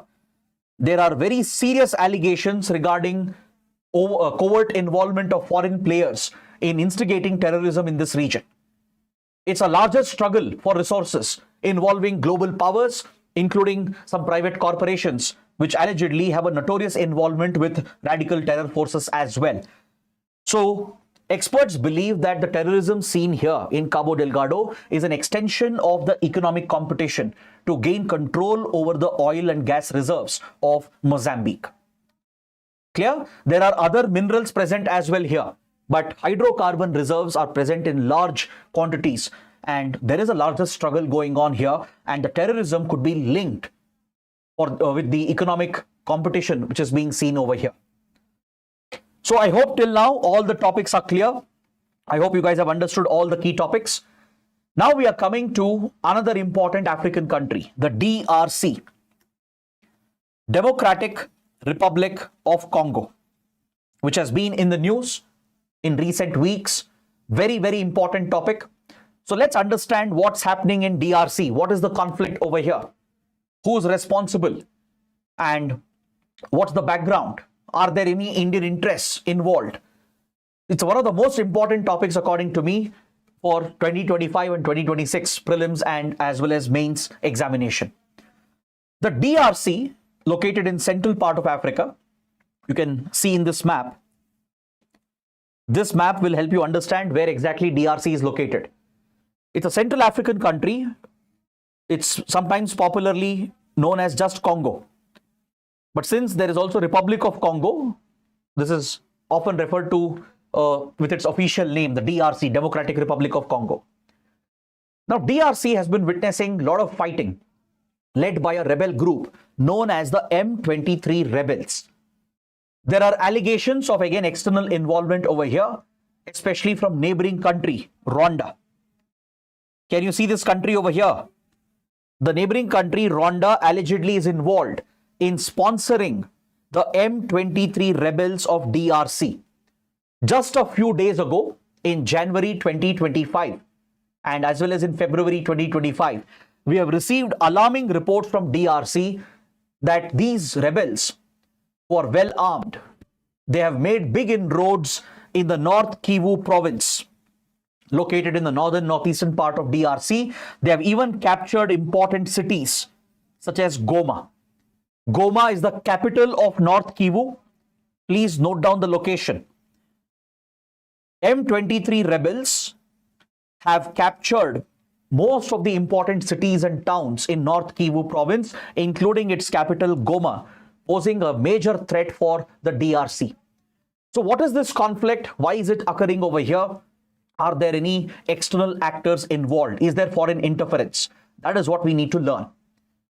This conflict in DRC has a history, a very complex and a brutal history. It goes all the way back to the genocide in Rwanda. Many of you would have heard about the Rwandan genocide of 1994. In 1994, rivalries had broken out between indigenous ethnic groups, the Hutu tribe and the Tutsi tribe.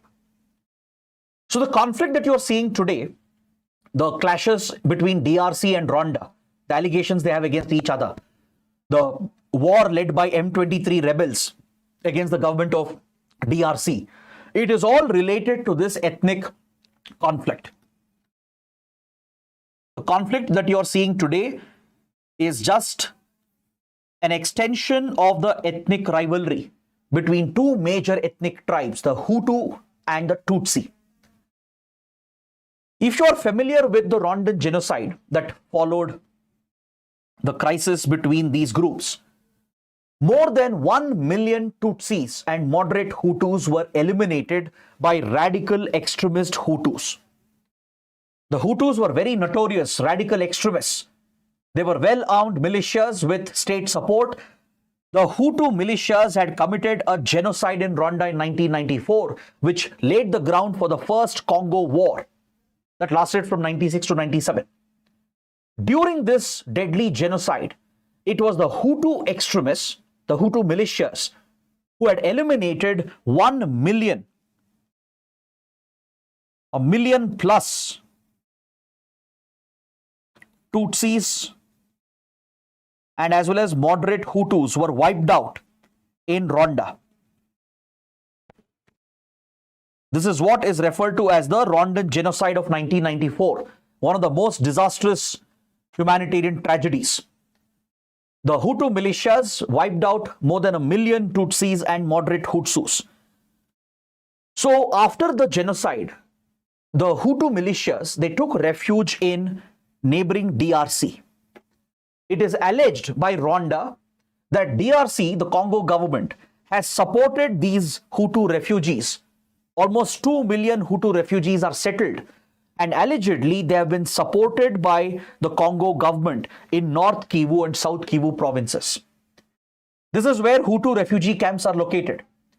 Following the genocide where the Hutu extremists wiped out the Tutsis, and they even targeted moderate Hutu groups as well.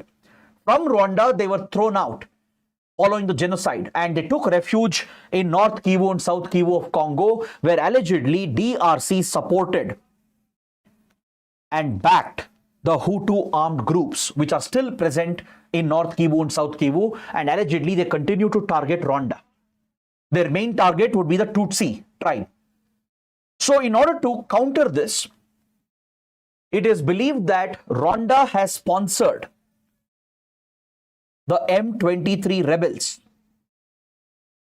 The M23 rebels are essentially, it's a group formed by the Tutsis who have support from Rwanda.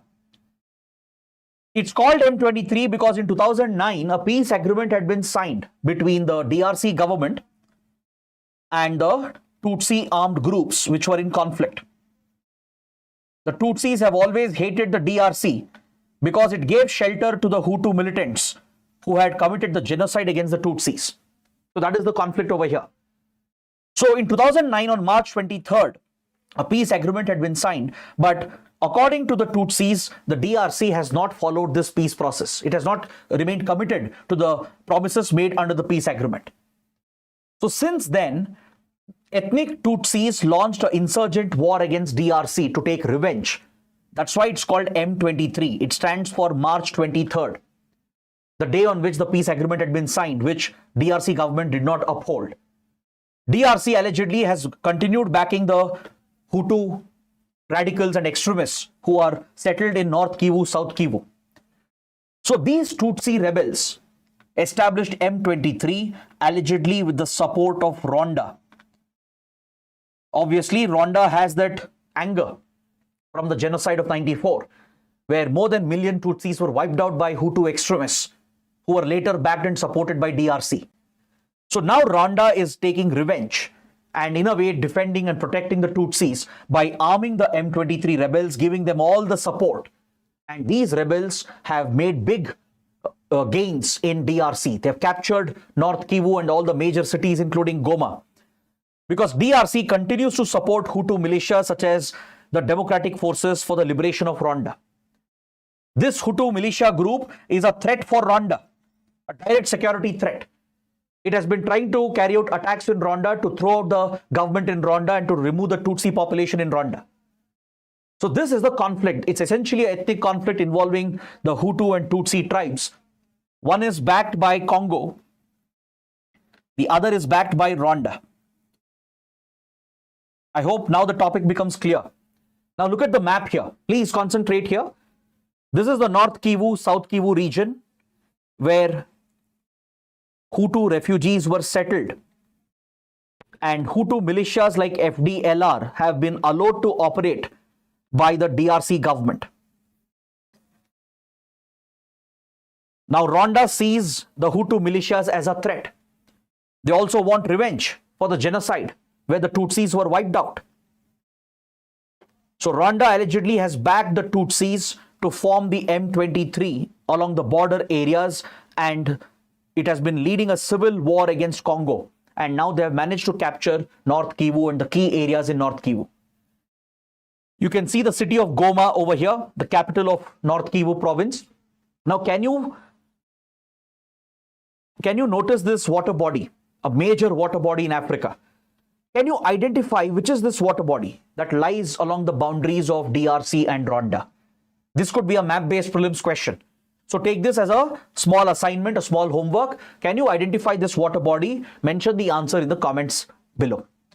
Now, so what's happening in DRC is not just the ethnic conflict between Hutu and Tutsis. It's not just a conflict between the DRC government and the government of Rwanda. There is a much larger game which is being played. So don't think it's just another ethnic conflict or a conflict between neighboring countries. It's actually much more than that. It's much beyond that. There is an involvement of external powers, especially Russia and its Wagner mercenaries are involved in DRC as well. They have fought against M23 and supported the DRC forces. The reason is DRC is blessed with critical strategic minerals. DRC has one of the largest lithium reserves, along with nickel, cobalt, and other critical strategic minerals. Even China, US are competing to get hold of the resources of DRC. So there is a larger great game. There could be other external powers, global powers involved in backing these extremists, triggering these wars just to satisfy their economic interests. Is that clear? Even India is trying to get hold of resources in DRC, but we are not involved in any of the conflict. We don't take sides between DRC and Rwanda. We don't back either the Hutu militias or Tutsi militias. But India has been scouting for these minerals. India has set up a public sector enterprise called Kabil, Khanij Bidesh India Limited, to hunt, scout for critical mineral resources around the world, to get hold of critical mines. And Kabil is looking to strike deals in DRC to get hold of lithium and other critical strategic minerals for India. So because of this, DRC becomes very important. The conflict, the war in DRC becomes very, very important.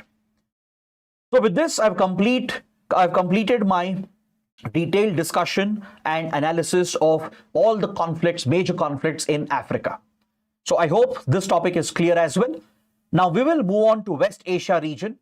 We will focus on what has happened in West Asia, the various conflicts from Gaza to Lebanon to Yemen, and the war between Israel and Iran. So that would be one big discussion. After that, we'll move towards Europe and Eurasia and wrap up the class with South Asia, Southeast Asia, and East Asia.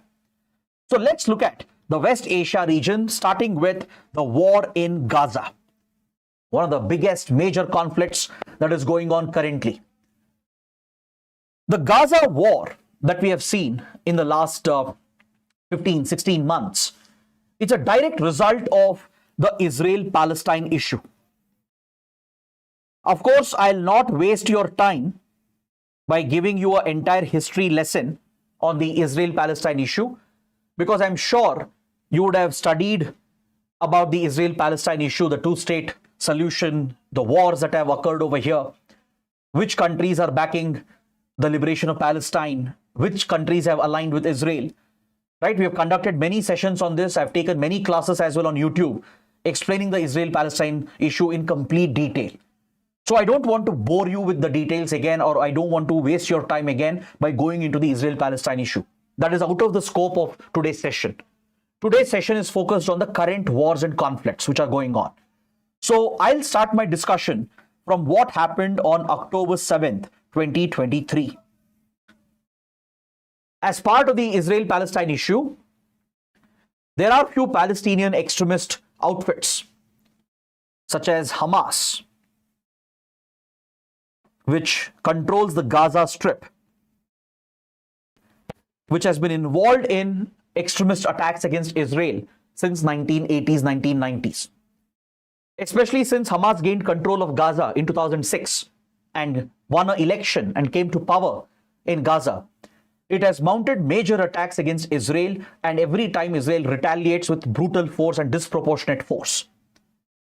So the Israel-Hamas war in Gaza is a long-standing conflict with a history of 30 to 40 years. Now, Iran, the regional Shia power, which is seen as a leader of the Shia power bloc, is the one which has been backing Hamas with support from other Iranian allies such as Syria under Bashar al-Assad, who was in power until recently, and Lebanon, with the help of another extremist group known as Hezbollah. Iran basically had created an axis of resistance, as Iran has seen Israel and its ally US as an existential threat since the Iranian Revolution of 1979, since the Shia radical clerics took control of Iran. Since then, Iran has declared war against US and Israel. It has always remained committed to the liberation of Palestine, to ensure Palestine is established as a nation, as a sovereign country, with the decimation of Israel. It is called death for US and death for Israel. And since 1979, these sides are at conflict. So it's a much larger regional global conflict involving both overt and covert dimensions. Iran has pursued nuclear weapons, as you know, which US and Israel have targeted, not only with economic sanctions, but with covert war, trying to derail Iran's nuclear program. So there's a history of rivalry and conflict with Iran on one side and Israel and US on the other side. So in this long-lasting conflict, Iran has created an axis of resistance. Through a covert war, it has sponsored different proxy groups. It has sponsored the Hamas in Gaza, Hezbollah in Lebanon, the Houthi rebels in Yemen, used these proxies to target Israel, US, American interests, and as well as the Sunni powers in the region led by Saudi Arabia. Because the Sunni bloc also was seen as a threat by the Shia bloc until recently. Until 2023, the Shia-Sunni blocs were arch rivals of each other.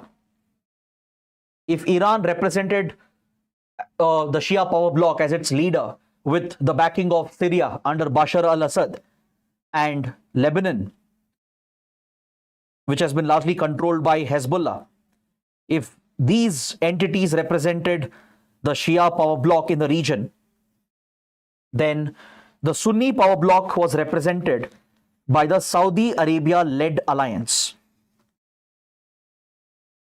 The Saudi-led Sunni alliance has been seen as the leader of the Sunni bloc, which also includes the close allies of Saudi Arabia like UAE, then Kuwait, Bahrain, to an extent Oman and Qatar as well. All these countries fall under the Sunni power bloc. So there is an age-old sectarian rivalry. The sectarian rivalry in Islam between Shias and Sunnis has spilled over into geopolitics, dividing West Asian powers into the Shia bloc and the Sunni bloc. So the Shia bloc led by Iran, Syria, and Hezbollah in Lebanon, and other proxies like Hamas, the Houthis in Yemen, etc., with the Sunni bloc led by Saudi Arabia and its allies and their proxies. So there is a historical regional rivalry and conflict between them that goes back many decades. Plus, Iran has consistently targeted US and Israel, as Iran has backed the liberation of Palestine by supporting Palestinian extremist groups like Hamas and Hezbollah. It has sworn to wipe out Israel from the map, and it has called for death to America, as US is the biggest ally of Israel. Now, this is one basic concept that anybody should know about the West Asia region. Now, the events that led to the Gaza war begins on October 7th. On October 7, 2023, Hamas carried out a brutal, deadly attack against Israel. Hundreds of Hamas terrorists, they infiltrated into Israel across the Gaza Strip. You can see the Gaza Strip over here, the narrow Gaza Strip. See, the Gaza Strip is known as the world's largest open-air prison.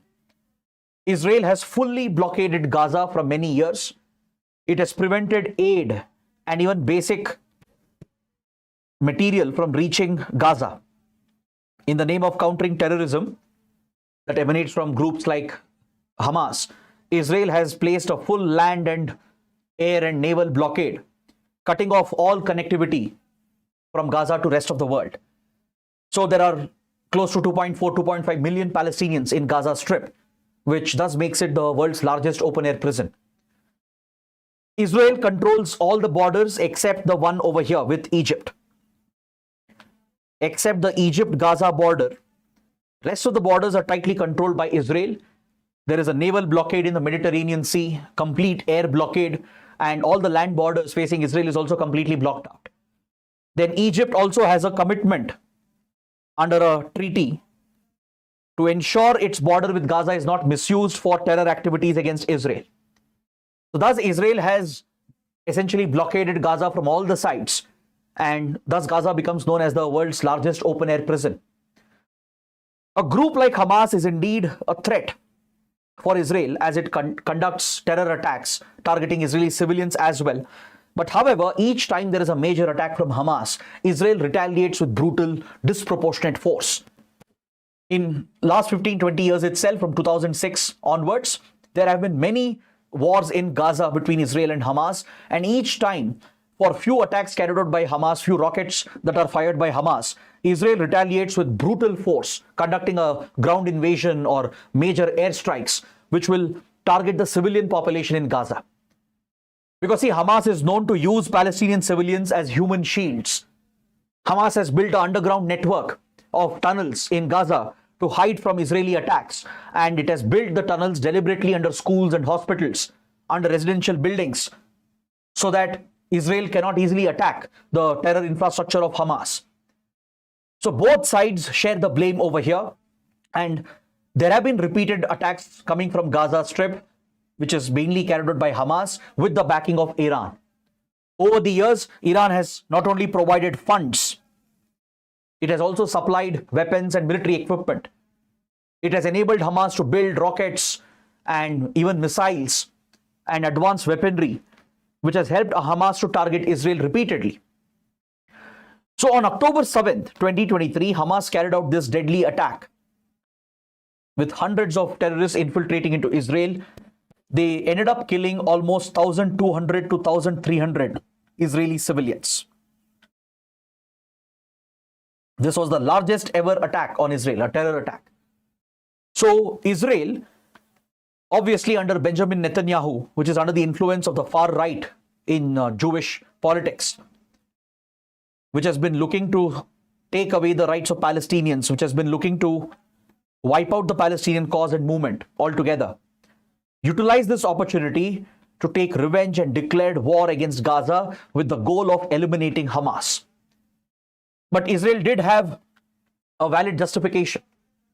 Israel had been subjected to one of the most brutal terror attacks. It had a right to defend itself. It had a right to strike at Hamas.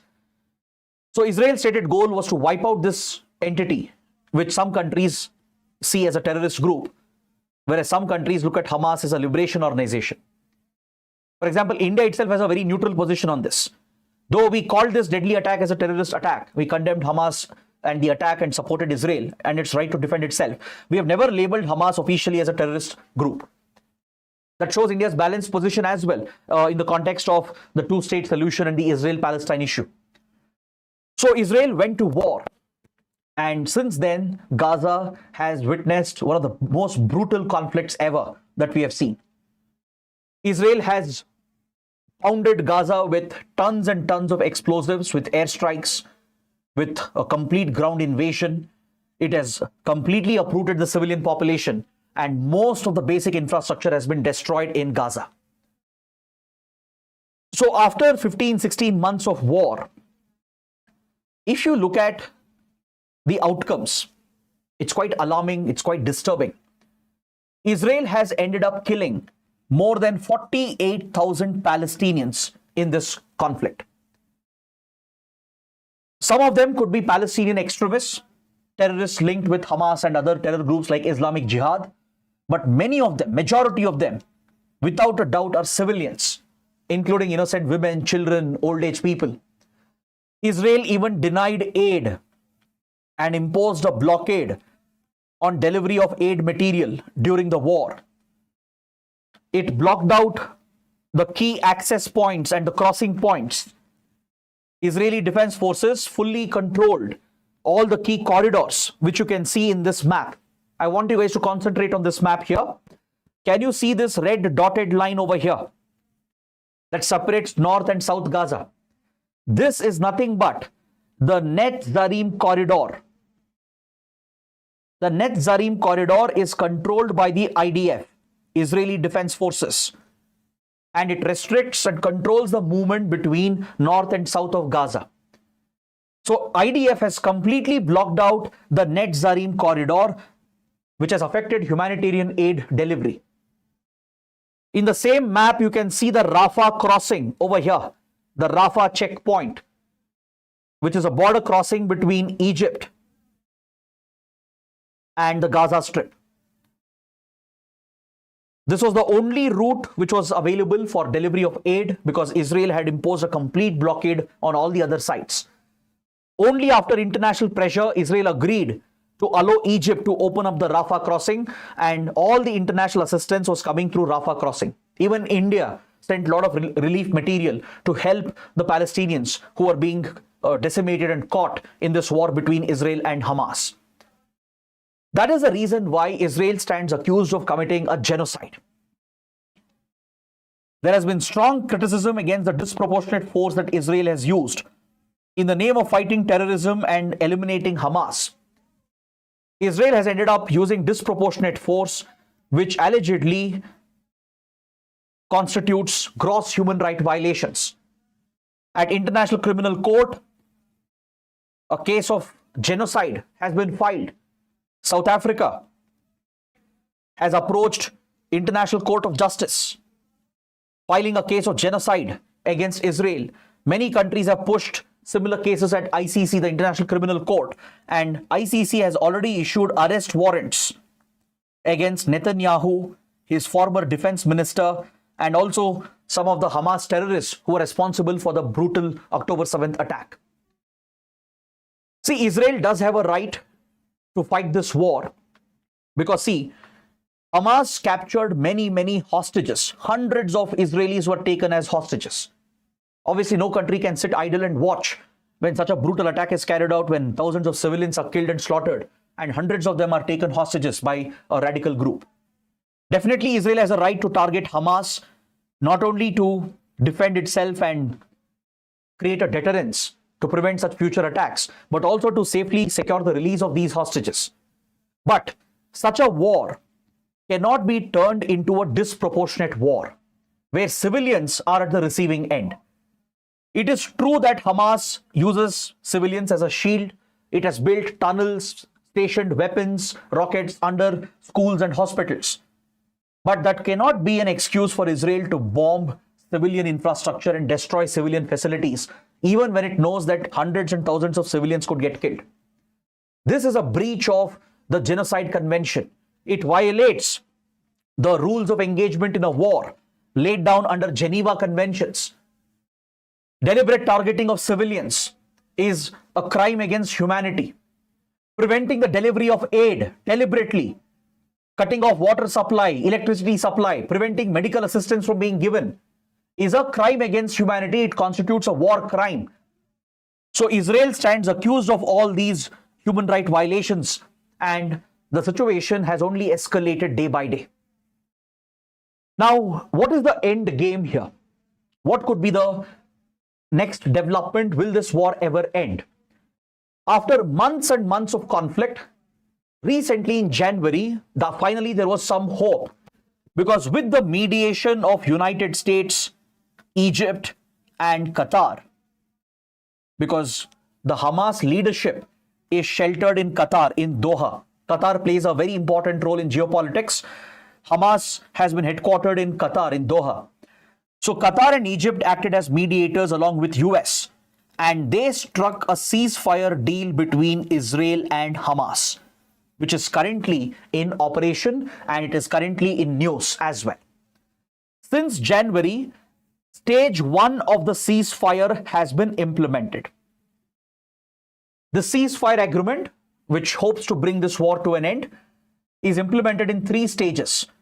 Stage 1 was implemented from mid-January to end of February for almost 42 days. And the agreement between the two sides was Hamas will release a few hostages, around 33 hostages, especially women. They would be released safely back into Israeli custody. And in return, Israel committed to release thousands of Palestinian prisoners. Because over the years, Israel would have detained a number of Palestinians in Gaza and West Bank as well. Many of these prisoners were set to be released, and phase 1 was recently completed. Hamas released many hostages, more than 20, I think 24, 25 hostages were released against the 33 agreed. Israel also has released hundreds of Palestinian prisoners in return. Now the second stage is being negotiated. The second stage is all set to take effect. Now, before the second stage could be brought into implementation, Israel secured full control over another key corridor known as the Philadelphia Corridor, which is a land corridor in southern Gaza, connecting Gaza Strip with Israel. Israeli Defense Forces will remain along the Philadelphia Corridor in southern Gaza that borders Israel. IDF will control this corridor, but they will leave Netzarim Corridor, which is present in the middle of Gaza, which I just showed you in the map. The Netzarim Corridor had prevented the movement of Palestinians from north to south and south to north. So from here, IDF was supposed to withdraw completely and maintain its presence at Philadelphia Corridor to ensure that nobody sneaks into Israel. These were the terms of stage 1 of the ceasefire, which was implemented and just completed. But now, before stage 2 can take effect, a crisis has broken out. Israel is not happy with the hostages being released. All the hostages are not being released. And some of the hostages who are dead, their dead remains are not being handed over. Hamas is trying to hold back. And it's understandable why Hamas is trying to backtrack, because with a new administration in the US under Donald Trump, disturbing developments have taken place in the last few weeks. Many of you might remember the controversial Gaza plan announced by Donald Trump. Trump has announced that Gaza, which is now destroyed, will be rebuilt as a Riviera of the Middle East. that he will make it like some new Dubai, to make it a resort destination, an investment destination with no concern for Palestinian rights and Palestinian concerns. So this is pure insensitive on the part of Donald Trump and the United States, and hence Trump's plan has been heavily criticized by many global leaders, including the allies of US. Because this goes against the principle of two-state solution, as Palestinians have a right to form their own sovereign country, which Israel has never allowed to happen. The US has always been enabling Israel, giving funds and diplomatic support and weapons to allow Israel's control and domination over Palestinian territories. Even in the remaining territories of West Bank, Israeli illegal settlements, Jewish settlements have been pushed with American support. Now, Trump's proposal to turn Gaza into some sort of beach destination or resort destination has attracted criticism, as this amounts to ethnic cleansing. He has said neighboring countries like Egypt and Jordan will take the Palestinian refugees. Essentially, the proposal indicates that Gaza will be cleaned out of Palestinians, which is nothing but ethnic cleansing, to rebuild all the infrastructure and to turn this into a new gateway into West Asia region. Israel has openly welcomed this initiative. That is what might have pushed Hamas on the back foot. Until then, Hamas was following the terms of the deal, but recently it has backtracked with regard to release of hostages. And now Israel is retaliating, and the stage 2, which has been proposed, has very strict terms and conditions for Hamas. Hamas has been ordered by Israel just yesterday to ensure that all the promised hostages are released. And for the time being, Israel has blocked aid again into Gaza Strip to bring pressure on Hamas. Just yesterday, it has been reported that Netanyahu has ordered the blocking of medical aid and assistance and delivery of aid material to Gaza again to bring pressure on Hamas so that the second stage of the ceasefire can be implemented. But this has attracted global criticism again. Just to bring pressure on Hamas and ensure that the ceasefire is maintained, you can't block out aid which is being given to civilians. The Palestinian civilians have already lost everything. So blocking of aid is again against the established international norms. So Israel has faced a lot of criticism from yesterday for blocking the aid. So this might derail the peace process. Now Hamas might backtrack and it might look to continue the war as well. But given that Hamas leadership has been wiped out and it's in a weaker position, it might even agree, but everything depends on how the US will handle this. If the US is unbiased and neutral, trying to end the war as quickly as possible and keeping in mind Palestinian interests, then the war might end. We might even see a permanent ceasefire being worked out. But if Trump and Netanyahu push their own geopolitical agendas and push the narrow interests of United States and Israel, this could end up destroying the peace process. Stage 2 and 3 may never be implemented. We might even see the continuation of the war, which might drag for a longer time. So now I will expand this discussion. Until now, we were just talking about Israel, Hamas, and Gaza.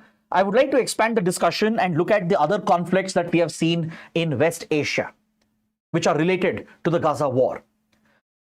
So ever since the October 7th attack, ever since Israel launched the Gaza war against Hamas, Iran activated all its proxies to come to the aid and support of Hamas.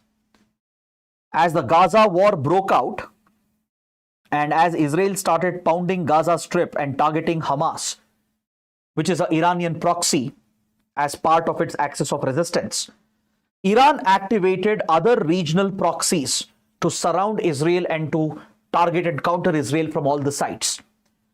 Iran activated Hezbollah and its factions in Lebanon and Iraq and Syria.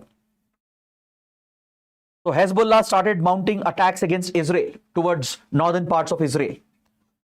Then the Houthis of Yemen, the Yemeni Houthis, were activated to launch drone attacks and missile attacks aimed at Israel. And thus it escalated the conflict, widened the conflict, and turned it into a bigger regional conflict.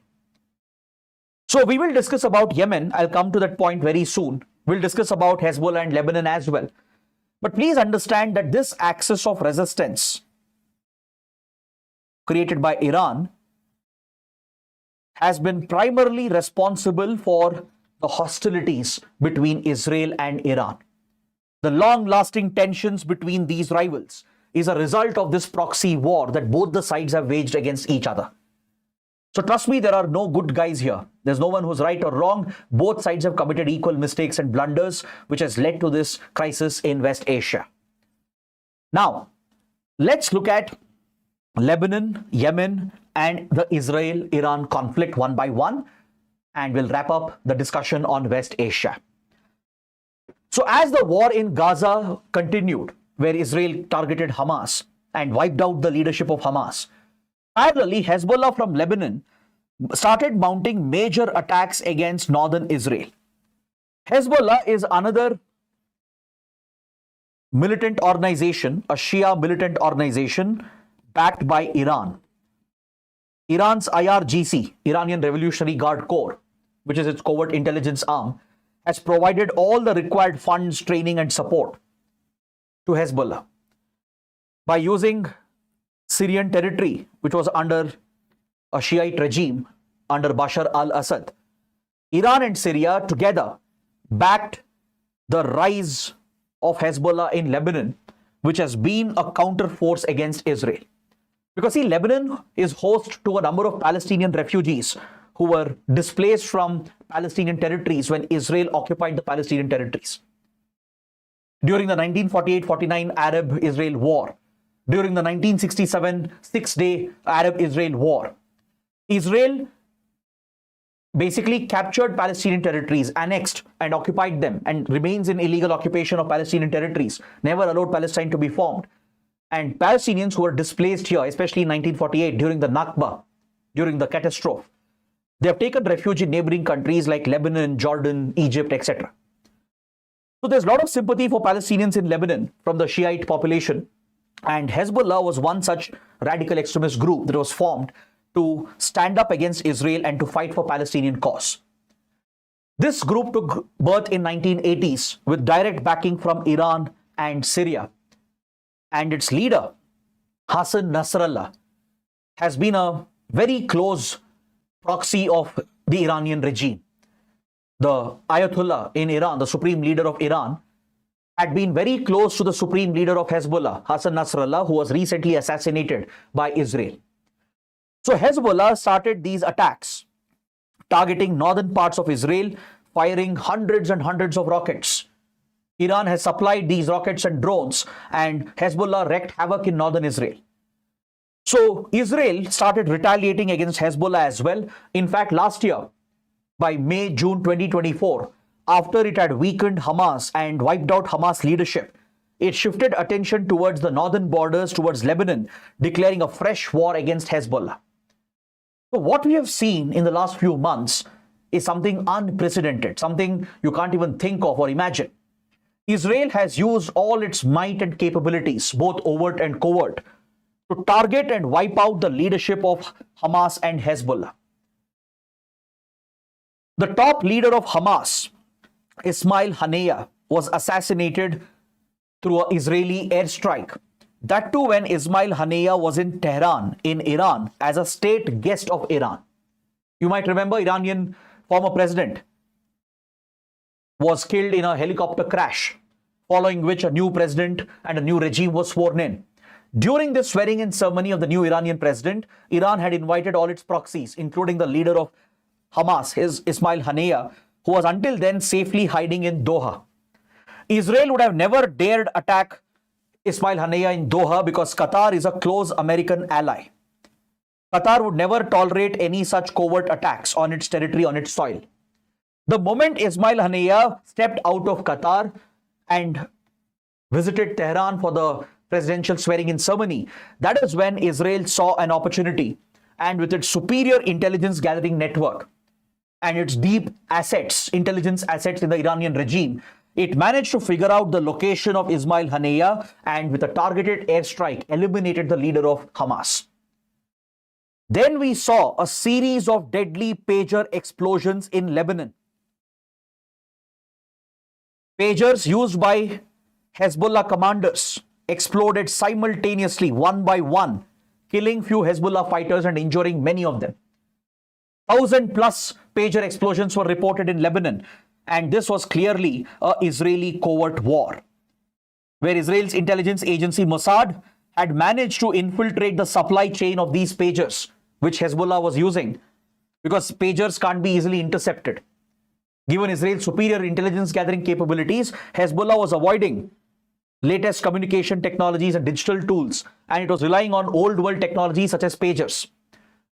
But Israel managed to disrupt the supply chain and planted explosives in these pagers, which would reach Hezbollah fighters and commanders, and remotely exploded, detonated them, and thus it dealt a psychological blow to Hezbollah.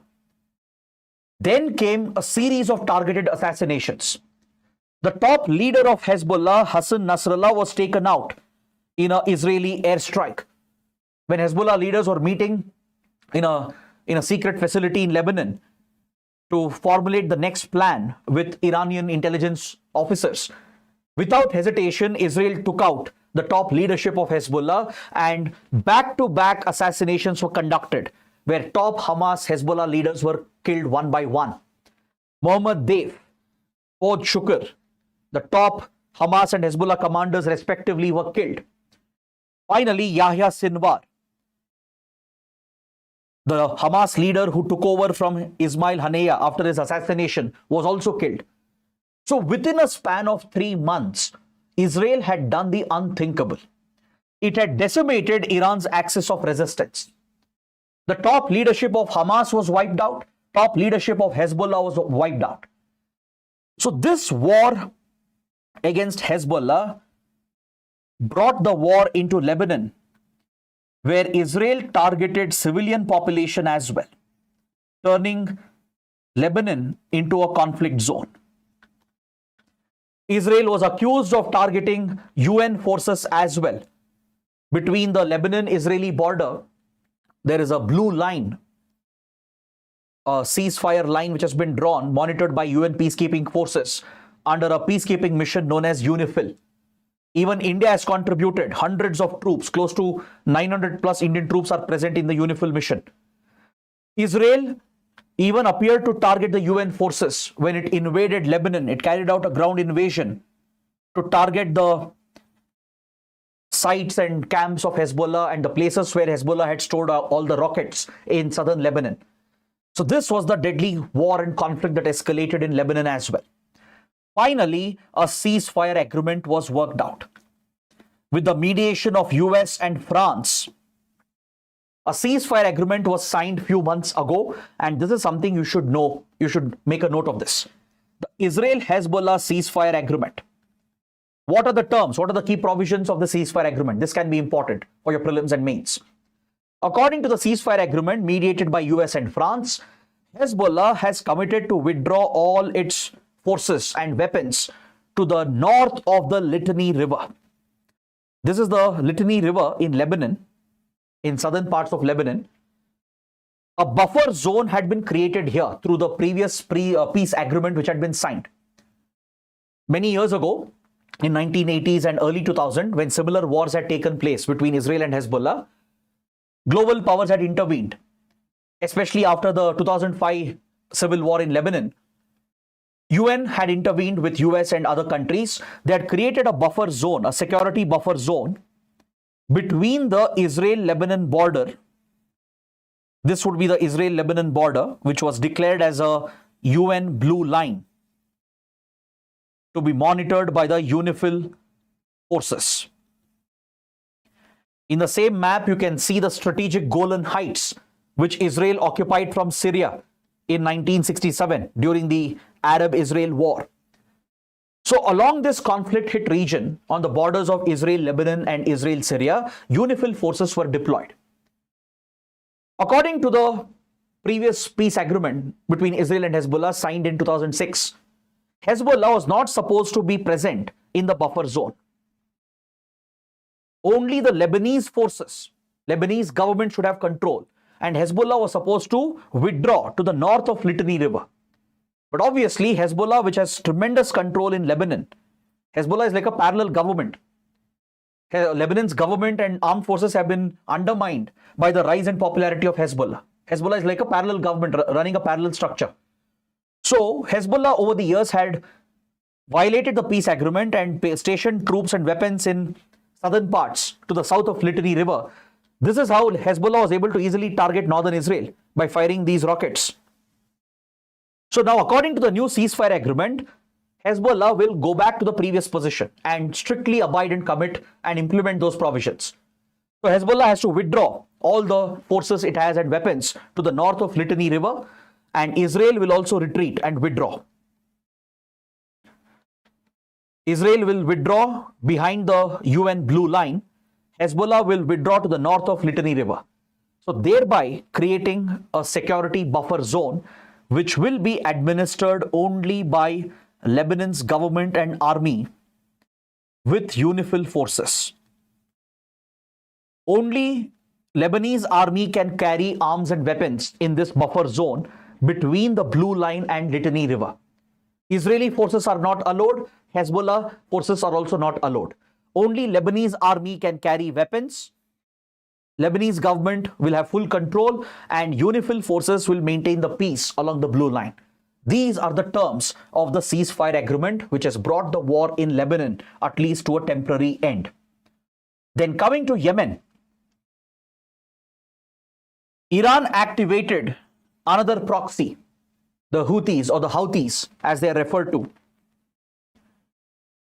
The Yemeni Houthis have been a proxy of Iran for many years. Because see, Yemen was aligned with Saudi Arabia, a Sunni power. The Yemeni government that existed before 2014 was aligned with the Sunni powers, with Saudi Arabia being its closest and strongest neighbor. So as Saudi Arabia was meddling with Iran's influence, for example, from 2011, Saudi Arabia played a role with US and others to destabilize Syria, to topple Bashar al-Assad's regime by exploiting the Arab Spring movement. Just like Libya's Gaddafi regime was brought down by exploiting the Arab Spring so-called pro-democracy movement, and external powers interfered and hijacked that movement to trigger a civil war and topple the regime. A similar regime change attempt was made in Syria by backing the rebels who were opposed to Bashar al-Assad, the Syrian leader, the Syrian president, who was a close ally of Iran. As the Arab Spring pro-democracy movement spread across this region, from Tunisia to Egypt to Libya to Syria, foreign powers got involved. The Sunni powers led by Saudi Arabia with US, allegedly with Israel, backed the rebellion against Assad's regime, triggering the civil war in Syria. Obviously, this was a big threat for Iran's influence. So to counter the civil war in Syria and to punish the Sunni powers and Saudi Arabia for trying to destabilize Syria, Iran retaliated by destabilizing Yemen. By backing the Houthi rebels, supplying arms, weapons to them, it triggered a civil war in Yemen, triggering a crisis. And the Yemeni government was toppled. And today the Houthis have almost full control over the country. Saudi Arabia even fought a war. It formed a coalition force trying to dislodge the Houthis from power. But eventually Saudi Arabia retreated. So during this crisis as well, many Indians were trapped in 2014. We evacuated and rescued all the Indians through Operation Rahat that was carried out by Indian Navy.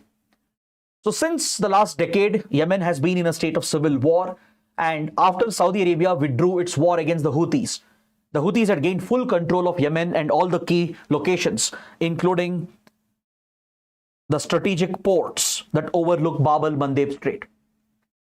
Be it the capital of Yemen, Sana'a, be it the strategic port of Hodeidah. It's a strategic Yemeni port facing Bab al-Mandeb Strait and opening to Red Sea. These critical locations were controlled by the Houthis. So as soon as the Gaza war broke out and Israel attacked Hamas after October 7th, Iran activated the Houthis as well to launch attacks against Israel to distract and divert Israel. The Houthis are quite well armed with drones and missiles, including ballistic missiles, fired multiple missiles, rockets and drones at Israel, and this has led to a conflict in Yemen as Israel has retaliated with the backing of US and UK. The US formed its own initiative called Operation Prosperity Guardian, because the attacks by the Houthis was disrupting shipping through the Red Sea and Gulf of Aden. They attacked commercial ships deliberately, especially ships linked with Israel and Western countries were targeted. And these attacks on commercial ships disrupted the shipping through the Red Sea route. It had a huge economic impact on the global economy, as ships had to avoid this choke point and they had to take the old route, which we discussed earlier. They had to circumnavigate across Africa to connect between India and Europe. In fact, even in the Arabian Sea, few attacks were reported, and few ships headed towards India were also hit by the Houthi attacks. So US launched Prosperity Guardian, a naval mission, a military mission to target the Houthis, and UK also parallelly conducted military strikes. Indian Navy also maintained patrolling and surveillance across this region to stabilize these waters, whereas Israel launched major strikes on Yemen, targeting the infrastructure of the Houthis. So Israeli Air Force has conducted multiple strikes against the Hodeidah port and Sana'a airport, and it has almost dismantled Houthis' military infrastructure. So Israel has clearly emerged on top in this conflict. It has decimated Hamas and its leadership, decimated Hezbollah and its leadership, and eventually targeted the Houthis as well. Then finally, Israel not only took care of all these threats from Red Sea to Mediterranean Sea, it has even pushed back Iran and delivered a significant blow to Iran in this conflict. Because obviously, as the rivalries were escalating, especially when Israel carried out these big assassinations, right? Israel conducted these strikes against Hezbollah, Hamas. Iran obviously couldn't sit idle and watch. There have been a couple of direct clashes between Iran and Israel over the last year, essentially. Over the last year, this wider regional conflict which has opened up has led to a couple of direct conflicts, couple of occasions on which Iran and Israel have directly exchanged fire. Iran has fired hundreds of missiles and drones aimed at Israel, and Israel has defended most of these strikes, and even retaliated against Iran by conducting few strategic strikes. Then US and Israel together have carried out strikes in Syria and Iraq as well, targeting Hezbollah's infrastructure. Israel even attacked the Iranian consulate attached to the Iranian embassy in Damascus. That's when Iran was enraged and retaliated with an airstrike by firing hundreds of missiles and drones. Then after the killing of Hassan Nasrallah, the chief of Hezbollah, Iran lost its biggest proxy, biggest asset. So it retaliated as a show of strength by launching hundreds of missiles and rockets and drones at Israel. Israel has defended against these attacks, launched major strikes with US support. US itself has conducted many strikes in Syria and Iraq, trying to weaken the infrastructure of Hezbollah and the proxies of Iran. So this is the conflict that we have seen since 2023. Almost a never-ending conflict, a conflict which could spiral out of control and turn into a much bigger war. It could drag other bigger powers if this war is not brought to an end.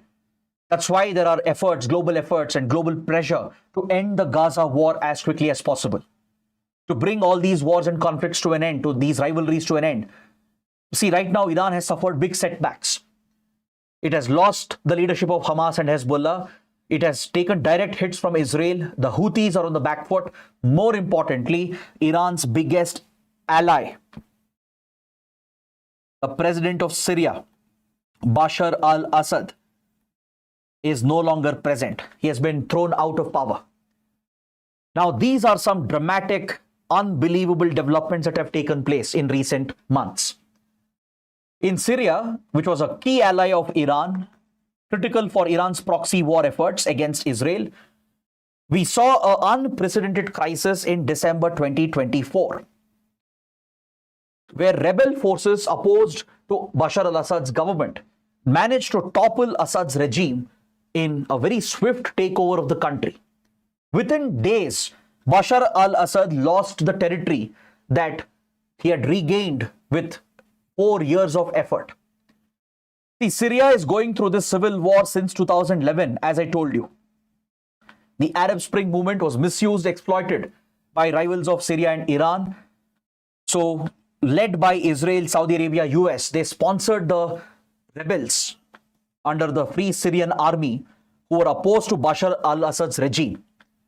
This was largely externally sponsored by external powers. Their goal was to topple Assad from power, who was the Iranian ally. But Syria got support from Iran, from Hezbollah, and more importantly from Russia. Because the entire crisis and conflict in this region, in Iraq and Syria belt, had created a power vacuum which was exploited by radical elements to give shape to ISIS or Islamic State. As ISIS rose to power and captured territory in Iraq and Syria, it became a global threat. So on one side, the US started targeting Islamic State by sponsoring the Kurd groups, by backing the Kurdish groups. On the other side, Russia entered this war to wipe out ISIS in Syria because Syria is a close Russian ally. Russia has major military bases, including a naval base and an air base in Syria, which gives Russia access to Mediterranean Sea. It allows Russia to counter American influence in the region. So to protect these Russian military bases and Russian influence and the close Assad regime, Russia entered the war fighting ISIS. These efforts of Iran, Hezbollah, Russia saved Assad last time. He survived just in the nick of time. All the lost territory was regained with their help, and Assad was back in control. Whatever was gained in these 4-5 years from 2014 to 2019, Assad lost all that in just 4 days. That was the dramatic development that happened. So which is this outfit which toppled Assad's regime? It's known as HTS. Hayat Tahrir al-Sham,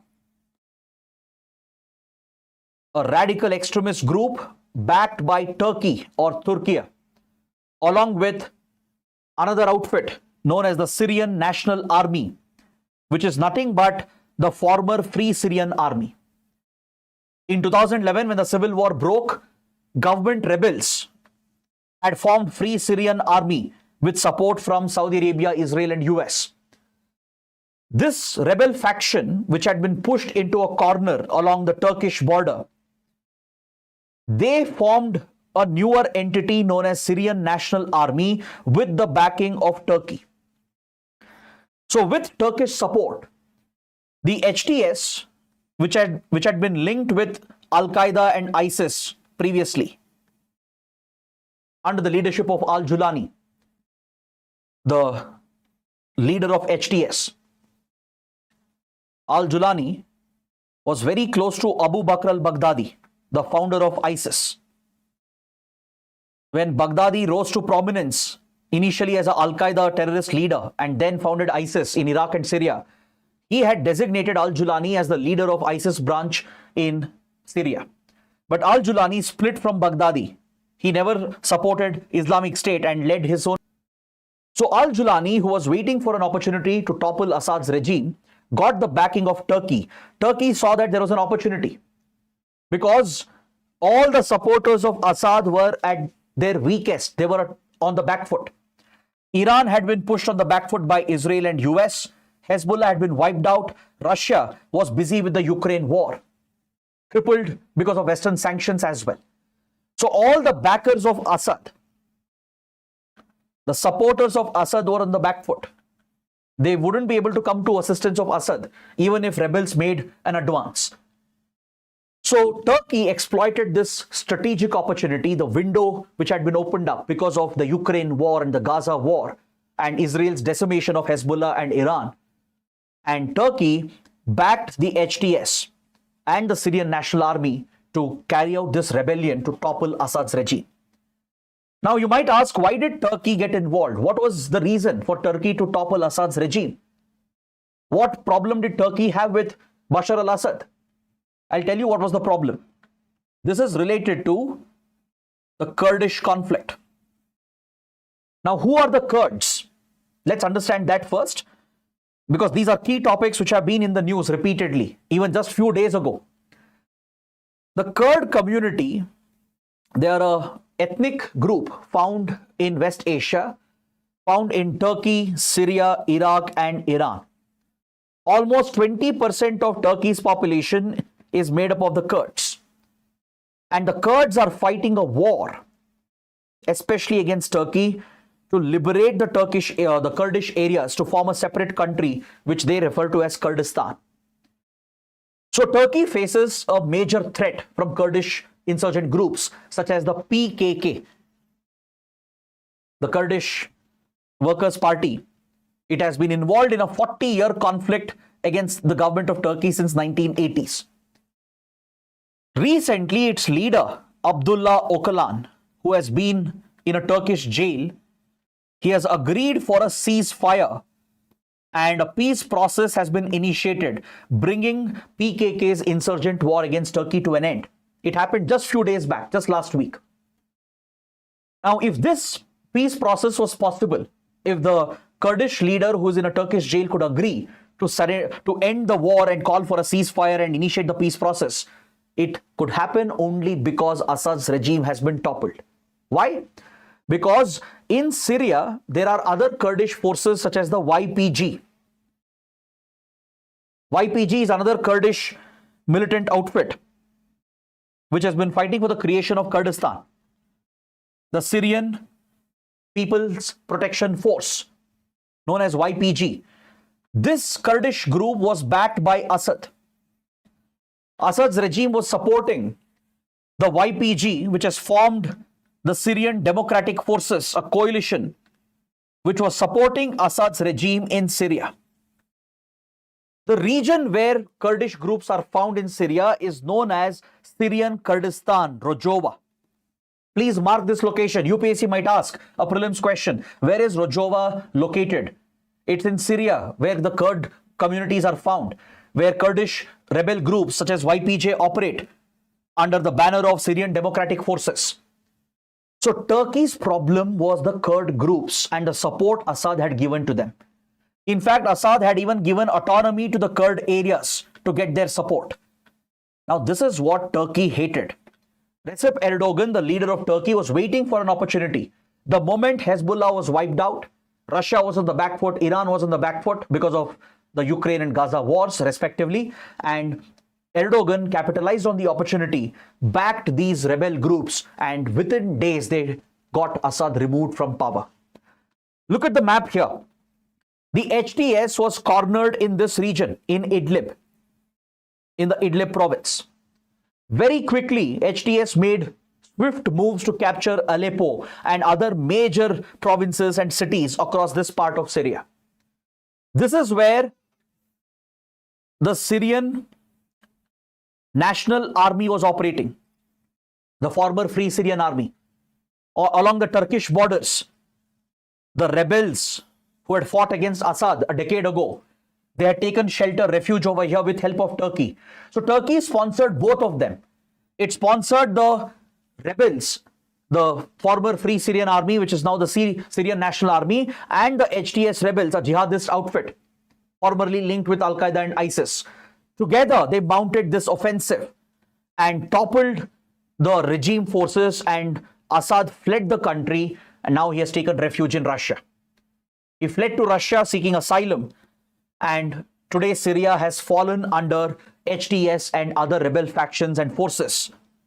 They are trying to establish an interim regime, and al-Julani is the most influential leader as of now in Syria.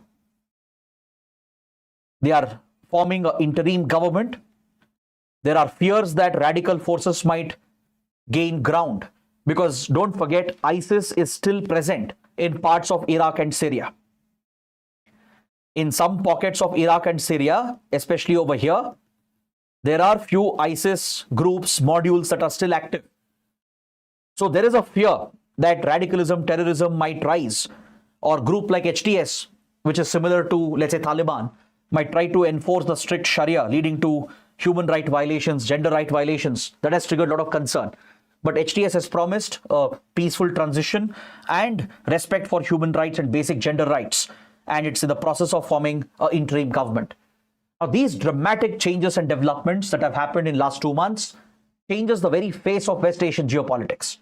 Honestly, that's why all these wars and conflicts are so important for our exams. Now, we have almost had a 2-hour, 45-minute discussion. I told you it's a marathon session. I know it's a long session. So if you can stay with me for, let's say, another 45, 50 minutes or maximum up to another 1 hour, we will cover another 6 to 7 conflicts, including the Ukraine conflict. So as I told you at the beginning itself, it's a marathon session. So I hope all of you are prepared for it. I hope you guys still have the energy left. So let's continue. Let's finish and wrap it up, because this is a one-shot video. The idea is to cover all the conflicts in one video so that you don't need any other source, any other material to cover these topics for your prelims and mains. So if you guys are liking it, do support us with your likes and comments. Don't forget to subscribe to our channel. Now let's talk about the Ukraine war. Again, I'll not go into all the details and background. Why? Because we have covered this repeatedly in the last 3 years. I've discussed the background to the Ukraine war multiple times. Of course, I'll give you a brief background, but we don't have to go into all the details. We'll stick to understanding the conflicts and the current developments. Since 2022, Ukraine has been ravaged, destroyed by this conflict waged by Russia. See, there is no doubt. There's not a single iota of doubt regarding who's the aggressor. Obviously, Russia is the aggressor, which has violated the sovereignty of Ukraine. Because under the UN Charter, countries are expected to respect the sovereignty, territorial integrity of another country. So in February 2022, it's been exactly 3 years, it was Russia which launched this special military operation invading the country from 3 sides, from the north, east and south. Russia had amassed more than 1 lakh troops along the eastern stretch of the border, the northern borders as well, with the help of Belarus, which is a close Russian ally. The Belarusian president is a close friend of Putin. So Russian troops were allowed into Belarus to mount an attack from the north. Then in 2014, when the first major differences came up between Russia and Ukraine, Russia had carried out a limited military operation and captured the Crimean Peninsula. So this annexed territory has been under Russian control since then. It opens to the Black Sea. The strategic naval base of Ukraine was taken by Russia, and it had become a major naval base for Russia and remains a major naval base for Russia even today, the Sevastopol naval base in Crimea. In eastern Ukraine, pro-Russian separatists had been backed by Russia since 2014. See, here the allegation is that Ukraine was discriminating against the Russian population in eastern Ukraine. Ukraine allegedly was not allowing Russians to practice their culture, their language, their faith, and they were being discriminated against, allegedly. So as Ukraine swung towards Western powers, as it got closer to US, European powers and sought membership to European Union and NATO, this was seen as a major threat by Russia. Ukraine, which until then was pro-Russia, given that both Ukraine and Russia were part of the Soviet Republic, both were major constituents of the USSR. So when USSR disintegrated and collapsed, Ukraine was the biggest loss for Russia. Ukraine was not only a large territory, it was blessed with resources, with key minerals and as well as agricultural resources. It's a major agrarian producer. It's critical for global food security. So Ukraine was also home to key factories, industries, including nuclear plants of the Soviet era. So Russia lost a significant control and influence when Ukraine broke apart from USSR. But Russia has always believed since 1991, even after the Cold War ended, that these parts of Eurasia are under the traditional influence of Russia. Now, just like, for example, India believes that Indian Ocean, South Asia is our backyard. And we expect only India to be the dominant influence. We don't want external powers to interfere. Similarly, Russia had the same expectation. Let's say in your house, right? In your neighborhood, in the backyard of your house, obviously you expect you to be the dominant control and dominant influence in that region. You would not like any outside neighbor interfering in your backyard, in your neighborhood, right? So this is common in geopolitics as well. So Russia treated these areas of Eastern Europe, Eurasia as its traditional sphere of influence. But since 91-92, Western powers, they capitalized on the opportunity. since USSR had been defeated and it collapsed at the end of the Cold War. US and European powers leveraged this opportunity and started pushing their organizations eastwards. The EU, European Union, which had taken shape after the Cold War ended, started adding several new members from Central Eastern Europe and the Eurasia region. Even those communist countries like Poland, for example, which were aligned with communist USSR, and even former Soviet republics like Estonia, Latvia, Lithuania, the Baltic countries, they were all given EU membership. They were all brought under the common market of European Union, exercising European influence, Western influence into Russia's neighborhood. But the final nail in the coffin was the expansion of NATO. Just look at this map, this infographic that I've shared. Just see how NATO has expanded over the years, especially post 1991, after USSR disintegrated. Many of the countries which were under Soviet influence, from Poland to Hungary, Slovakia, and the Baltic states, which share boundaries with Russia as well, they were all given NATO membership one by one. Poland, Estonia, Latvia, Lithuania, then the others over here joining NATO was seen as a big threat by Russia, because under NATO there is a principle called collective defense. Under Article 5 of the Washington Convention, the NATO countries, which is a Western military alliance formed after the Second World War, at the start of the Cold War in 1948-49, they have committed to each other to come to the support of the other if one of them is attacked by a non-NATO country. If a NATO member is attacked by a non-NATO country, all the NATO members will see this as a collective threat, a collective attack, and they will organize collective defense. Meaning all NATO members will go to war against that non-NATO country which has attacked a NATO member.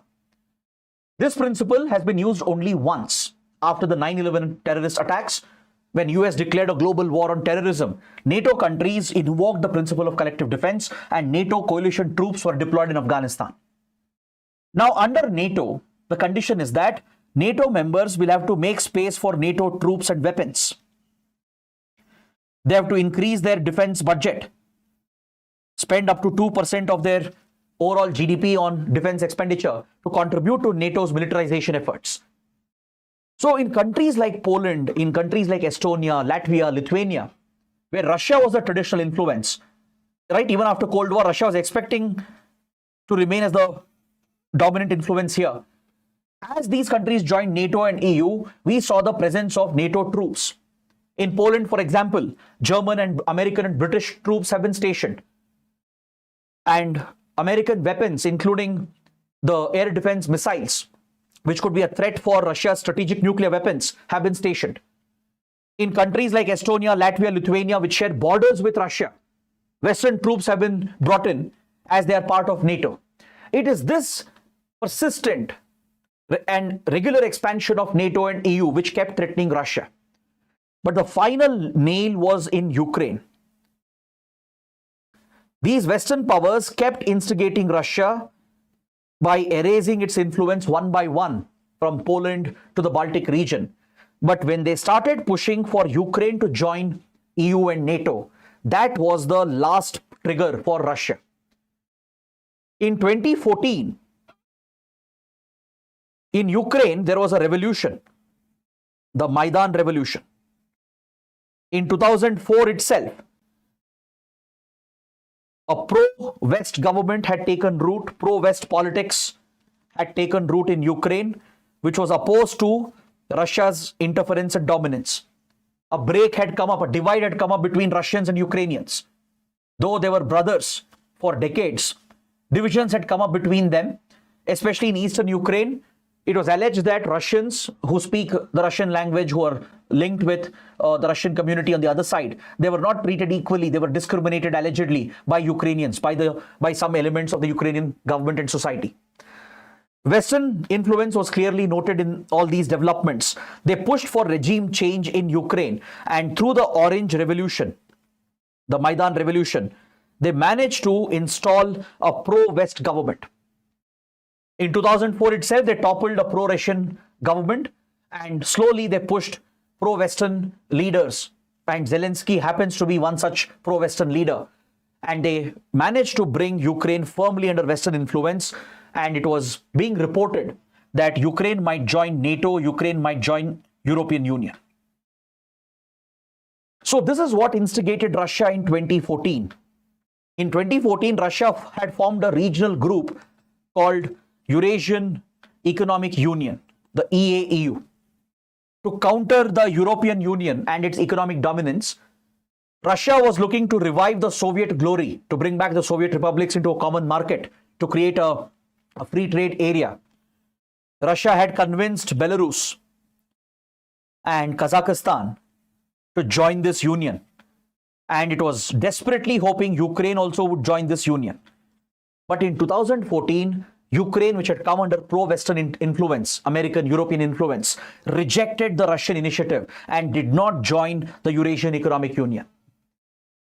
See, later Eurasian Economic Union was formed. Russia, Kazakhstan, Belarus established the Eurasian Economic Union, and today even countries like Azerbaijan, Armenia, they're all part of it. Even Kyrgyzstan, they're all part of this initiative. Armenia especially and Kyrgyzstan especially, though Azerbaijan has been showing interest, Armenia and Kyrgyzstan have joined as members. So Eurasian Economic Union today has these 5 countries, Russia, Belarus, Kazakhstan, Kyrgyzstan and Armenia, and it has been a functioning economic union of this region. But Ukraine refused to join this group back in 2014, and that is what triggered Russia, instigated Russia to attack Ukraine and capture the Crimean Peninsula. That is what triggered Russia to sponsor the pro-Russian separatists who had taken root in eastern Ukraine in this region known as the Donbas region. In the Donbas region that you see over here, which includes provinces such as Donetsk and Luhansk, Russia sponsored a pro-Russian rebellion where the separatist groups were looking to break these areas away from Ukraine, and they were looking to merge with Russia. So that was the beginning of the hostilities. This even led to a series of cyber attacks where Russian intelligence agencies would mount crippling cyber attacks, including the ransomware attacks against Ukraine to cripple its critical infrastructure. Using malware such as Petya and NotPetya. These were deadly Russian malwares. Petya, NotPetya. They were designed to be ransomwares which would lock up key computers controlling Ukraine's banking system, Ukraine's power supply, water supply. Such key services, critical infrastructure services were targeted with a ransomware attack repeatedly, crippling Ukraine's critical infrastructure as well. So eventually tensions kept on rising, and especially after Zelensky came to power, he started favoring NATO membership and EU membership. So when Western countries started giving this a push, right, that's when Russia started pressurizing Ukraine and Zelensky, and eventually this culminated in the war that we see today. So in December 2021, Russia was amassing troops to surround Ukraine and pressurize Ukraine. And within few months in February 2022, Putin announced the launch of a special military operation. Since then, Ukraine has been destroyed. Though Ukraine has managed to resist and stand up, everyone predicted that Ukraine will be wiped out and maybe even completely taken over by Russia, given that Russia was a much superior power. It has surprised everyone.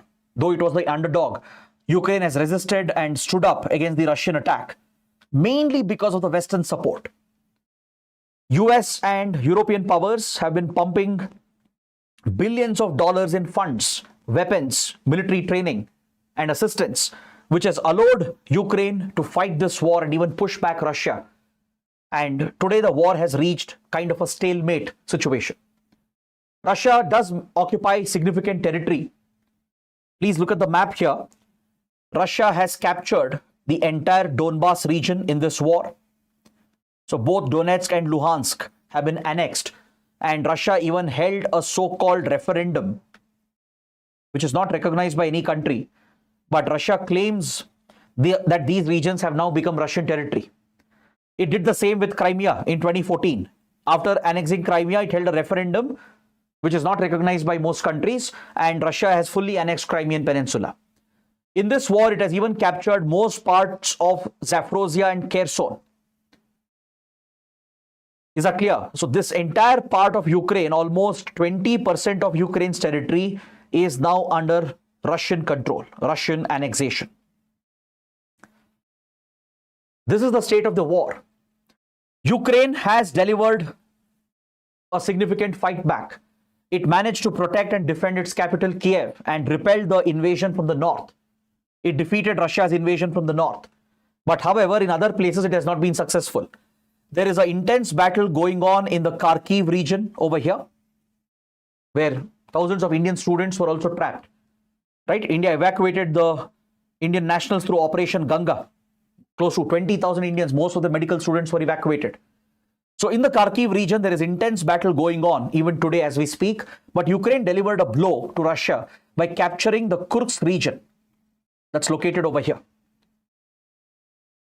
So Ukraine controls the Kursk region of Russia, which is strategically important. There is a nuclear plant located here, and key factories, resources and materials are present here. So this key Russian territory has largely been taken by Ukraine, but look at what Russia has captured. Russia has captured 4 major regions: Luhansk, Donetsk, Zaporozhye, Kherson, along with Crimea, which it took in 2014. So clearly Russia has the upper hand. But Russia has suffered major setbacks in this war. It has lost thousands of soldiers, civilians. In total, both Russia and Ukraine combined, their combined death count is up to 1 million. Close to 10 lakh people might have been killed in this war, with 7 to 8 lakh deaths on the Ukrainian side, up to 2 lakh deaths on the Russian side. This has depleted Russian armed forces, both of men, weapons and material.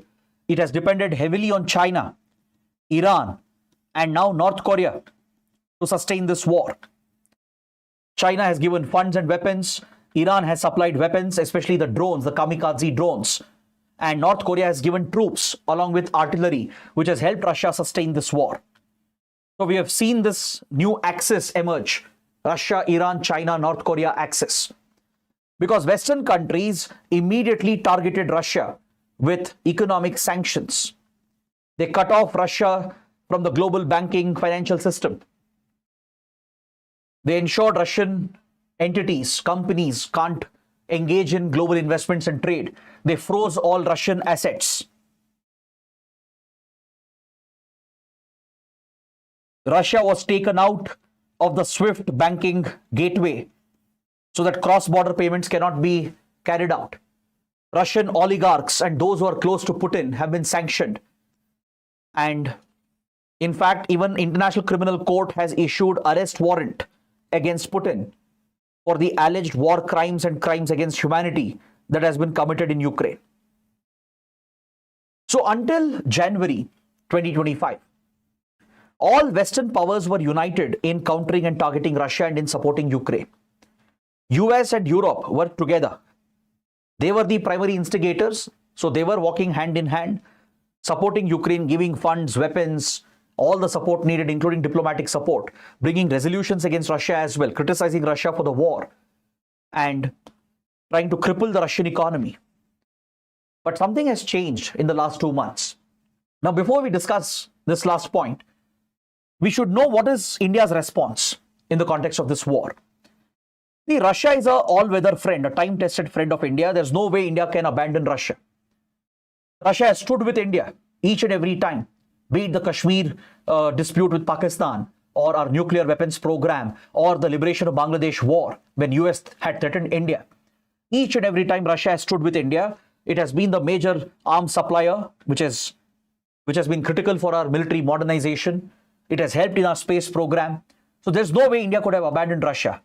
More importantly, India follows an independent foreign policy, the principle of strategic autonomy.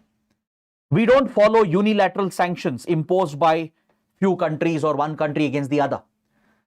We have a history of bypassing such unilateral sanctions in most cases. So India decided to bypass the Western sanctions. We completely ignored Western sanctions and we continued to trade with Russia. We became the largest buyers of Russian oil. As Russia was desperate for money, it started selling oil at a discounted price and India became the beneficiary. We bought the cheap discounted Russian oil, which would reduce our import bill as well. We would take the excess oil, convert it into various petrochemical products and export this back into Europe. as Europe had cut off energy imports from Russia. In a way, India profited from this war. And India was basically looking after its own interests. We never condemned Russia. Till date, we have never criticized Russia for the war. And we have abstained from all the UN votes against Russia. We have taken a neutral stand by abstaining from all these votes, publicly never condemned Russia for the war, and we have bypassed Western sanctions, in a way funding the Russian war, and in the process profiting from the war as well. It reduced our import bill. It furthered our economic and strategic ties. And we have exported petrochemical products to Europe, as Europe had cut off energy import from Russia. Now, however, India can't be seen to be siding with Russia all the time. There needs to be a sense of balance. Because what has happened in Ukraine, the humanitarian situation can never be ignored. So that's where India took a more balanced view and adopted a more balanced position. India reached out to Ukraine. Last year, PM Modi not only visited Russia and met with Putin, but visited Ukraine as well in back-to-back visits, sympathized with the people of Ukraine and provided assistance to Ukraine in the reconstruction and war efforts. We have urged Russia to end the war. Though we have never condemned Russia, PM Modi has been vocal about asking Putin to end the war by saying that this is not the time for war, as the war has disrupted the global economy, affected global supply chains. It led to a food security crisis. It led to disruption of supply chains and increase of commodity prices, which affected every country, including India. So India has urged Russia to end the war as soon as possible. We even tried to explore the possibility of a mediation. India proposed that it can mediate between Russia and Ukraine, and few talks were held on these grounds. So this has been the balanced position of India. We have maintained our closer ties with US and Europe, though we did face criticism from US and Europe, while retaining our close ties with Russia, standing and supporting Russia in its pursuit of national interests, while sympathizing with Ukraine. But today, the table has started turning. With the election of Donald Trump, who had sworn to end the war in Ukraine with a peace deal, he had made it an electoral commitment. He had criticized the Biden administration as to why US was paying the hard-earned taxpayers' money by giving billions of dollars in funds and assistance to Ukraine to fight this foreign war. Trump even went to the extent of accepting that US and NATO are at fault for instigating Russia, which led to the war. This is the first time ever a US president has acknowledged that American interference has led to this conflict, led to any such conflict in the world. So Trump, who had sworn to end this war, immediately after coming to power, he has bypassed Europe and Ukraine, both the stakeholders in this war, and he has directly reached out to Russia. Trump held a long telephonic call with Putin, which shocked European leaders. He has sidelined all European powers. France, Germany, Italy, and all the European powers have been sidelined along with EU and NATO. He has condemned European countries for not contributing enough to NATO. He essentially wants European countries to look after their own security. Trump's argument is, why should US provide security for Europe? Why should US bear the burden and spend more on NATO when European countries are not spending enough? Because many NATO members don't spend enough on defense. They have become complicit. So United States adopted this self-centered approach, abandoning Ukraine and Europe in between, and Trump has reached out to Putin, opening up direct talks with Russia to bring this war to an end. Because see, this war was never about Russia and Ukraine. This war was always about Russia and US. Ukraine was just a pawn used by both the sides. US instigated, Russia triggered. So that is how the war broke out. So the war will end not with Russia-Ukraine talks or Russia-Europe talks. The war will end only with Russia-US talks. And that's what Trump has opened up. And even in the talk process, he has sidelined Europe by holding these talks in Riyadh, in Saudi Arabia. This is another shocker for Europe. Generally, such talks would be held in, let's say, Geneva or Vienna in Europe, as Europe was central for the rivalries between US and Russia. But now Trump is completely ignoring European powers, pushing Europe to look after its own security and defense and increase spending on NATO. He is threatening tariffs against European countries as well, right? And he has completely ignored European interests and Ukrainian interests, and almost in a transactional manner, in a business kind of a deal. He is working directly with Russia to end this war. And the first round of talks have already been held between the two sides. The Secretary of State, Marco Rubio, and Russia's Foreign Minister, Sergei Lavrov, met in Riyadh recently to take forward the peace process. And this is something that could change the very face of Europe and Eurasia region. Now, don't think US is not getting anything in return.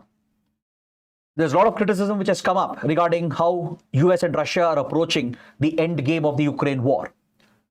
You might have seen shocking visuals of Zelensky recently at the White House, at the Oval Office, being publicly shouted at, criticized and humiliated by none other than US President and Vice President. Both Trump and JD Vance pounced on Zelensky when Zelensky raised the concerns he had about what Trump was trying to do. See, many of them have criticized Zelensky for triggering Trump and instigating this spat, because indeed Zelensky broke from diplomatic protocol. Generally, at such high-level meetings, there's a set protocol that should be followed. Zelensky broke from that. He was trying to raise the voice of Ukraine because Trump has proposed a controversial minerals deal which could destroy Ukrainian economy forever. See, this deal, without a doubt, is going to give up territory to Russia. Please understand what Ukraine stands to lose. It will not only lose Crimea, Donbass, that is Donetsk, Luhansk, Zaporozhye and Kherson permanently. There is every possibility that Russia will permanently occupy these territories. US might even recognize that. Ukraine stands to lose 20% of its territory. Upon that, now US is expecting Ukraine to pay all the funds and assistance it has given. Trump claims US has given $350 billion in assistance. So he wants Ukraine to pay. How? By giving up Ukraine's minerals, wealth and resources to US. A proposed minerals deal, Ukraine minerals deal. Ukraine is believed to hold large quantities of rare earth minerals, which is part of critical strategic minerals. Ukraine is believed to have reserves of upwards of $10 trillion, and US would like to extract and exploit that. And Russia also has joined this proposed idea, because most of the rare earths are present in these parts occupied by Russia, in eastern and southern parts of Ukraine. That is where most of the critical minerals, rare earth minerals, are present. Now, this has given rise to speculation whether this war was always about economic exploitation of Ukraine. Was Russia, US, both of them, were they always eyeing the resources of Ukraine? Was that the real motivation behind this war? Just like critics point out that the US invasion, US-UK invasion of Iraq, the illegal invasion which they carried out in 2003, was to mainly control the oil supplies and oil markets. There is intense speculation, criticism coming up that this is some sort of new imperialism, neo-colonial agenda of US and Russia, where they are aligning their interests, trying to capitalize on the weakness of another country, the sufferings of another country, ignoring its future and reconstruction. See, under this so-called peace deal, let me tell you what Trump has proposed. Trump has proposed a reconstruction fund, and 50% of this fund will come from Ukraine's resources. Whatever resources Ukraine has, imagine, right? Let's say a country has 100 rupees with it. 50 rupees is basically being owned by US. US will ensure Ukraine will have to contribute half of that wealth into this reconstruction fund. Whatever revenue Ukraine earns from agricultural exports, from energy exports, from mineral exports, right? Any exploitation of these resources of Ukraine, 50% of it should go into this fund, which will be controlled by US and Ukraine. Imagine a foreign country getting control of 50% of your resources. Another country taking away 20% of your territory. What will Zelensky do? What will the country of Ukraine do after this? This could be the death knell for this country. So no wonder Zelensky raised his voice, broke from the protocol, stood up for his country, and in return, he was publicly humiliated. So this is where things stand as of today. But most likely, US and Russia are going to go ahead with the deal. Russia might get to keep the territory which has been occupied. Then Trump will extract everything possible from Ukraine, and Ukraine has no option out. So if Zelensky is a smart leader, he has to realize he has no leverage. As Trump said, he doesn't have the cards. He has to accept what's being given to him, right? At least to protect the future of the country, end this brutal war immediately. Though it is unfair, it seems not the right thing to do. Still, that's the only option available. And Zelensky better agree with what's being proposed, giving up half of the resources in order to pay back for American support and assistance, agreeing to give up the territory to Russia. At least rest of the country will stabilize and can be reconstructed and rebuilt. So that could finally bring some normalcy back to the Eurasia-Europe region. So it would be interesting to see what European countries would do, because all European leaders have rejected the talks between US and Russia. They are trying to protect Ukraine and stand up for Ukraine. They held a recent meeting as well. It's still a developing story, so let's wait and watch as to what's going to happen next. Next, coming to the last part of today's discussion, we have another 5-6 small topics. We can quickly wrap it up. The Armenia-Azerbaijan conflict in Eurasia, which was also in the news. Both Armenia and Azerbaijan were part of the USSR, the former Soviet Republic. So post 91, after USSR disintegrated and the Cold War ended, these new countries were born, and Armenia and Azerbaijan were one of them. So in Azerbaijan, there is a territory known as Nagorno-Karabakh. This region that you see here, the shaded area, it was entirely populated by Armenians. Essentially, it was an Armenian enclave.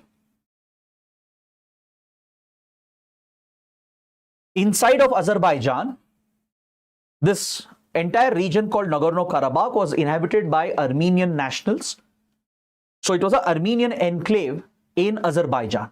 During the Soviet era, this region had some autonomy, as it was inhabited by Armenians. Even during Soviet era, Soviet Union had given some autonomy to this region. So post the collapse of USSR, after these two new countries were born, Armenia claimed Nagorno-Karabakh as Armenians inhabited this territory and retained this as an enclave. So it was entirely surrounded by Azerbaijan. There was only one link, a small corridor here, a land corridor, a narrow land corridor linking Nagorno-Karabakh with Armenia over here. Now, can you find out the name of this land corridor and mention that in the comments? Which is this narrow land corridor that linked Nagorno-Karabakh region, which was surrounded by Azerbaijan?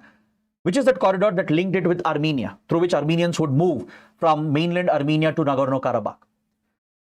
So post the disintegration of USSR, this emerged into a big conflict. In fact, even under USSR, when this region was given autonomy, Azerbaijan didn't like that. People of Azerbaijan resisted the autonomous provisions that were given to this Armenian enclave.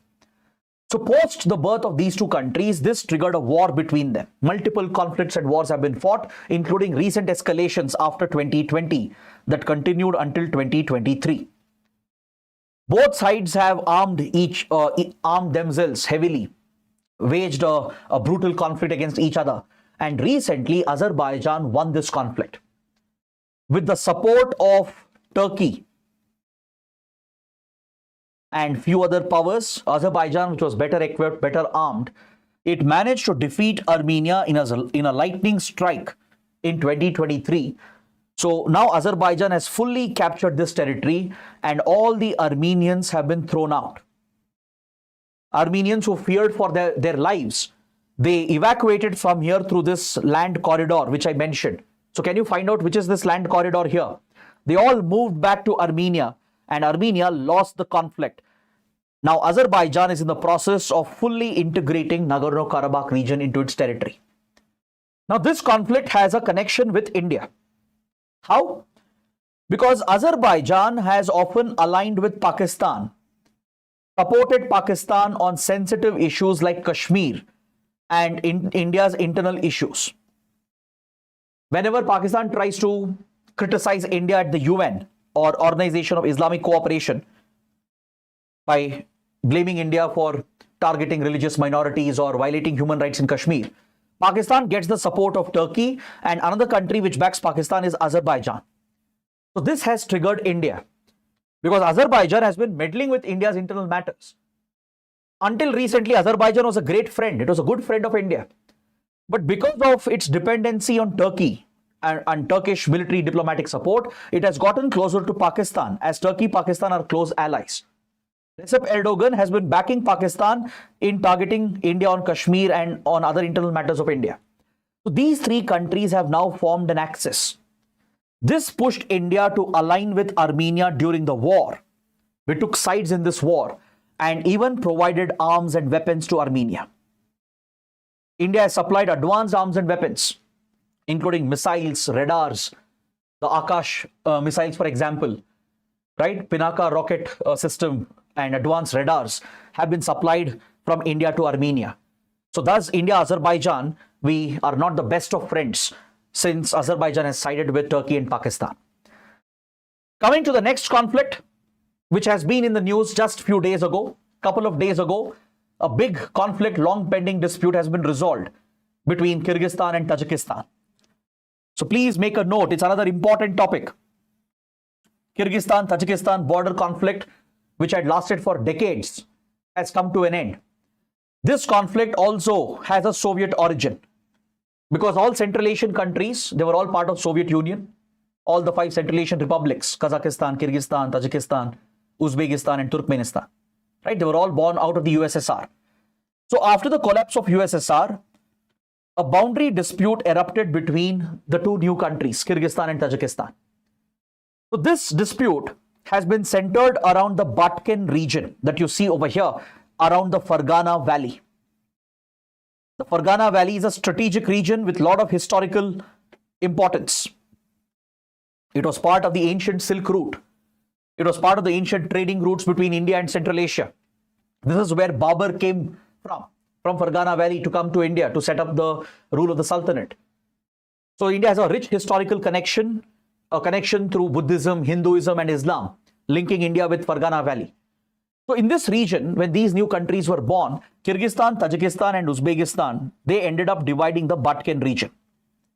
This whole shaded area around the Fergana Valley, right, which is rich in resources, by the way. There are important rivers. There's a lot of agriculture potential, mineral resources present here. This Batken region around Fergana Valley got divided between Uzbekistan, Kyrgyzstan and Tajikistan. But Kyrgyzstan, Tajikistan didn't agree on the borders, resulting in this dispute, which even turned into war on several occasions. So over the last 30 years, both the countries have fought multiple times. Recently, in 2023, they had fresh clashes at the Batken region. Both sides had clashed very recently.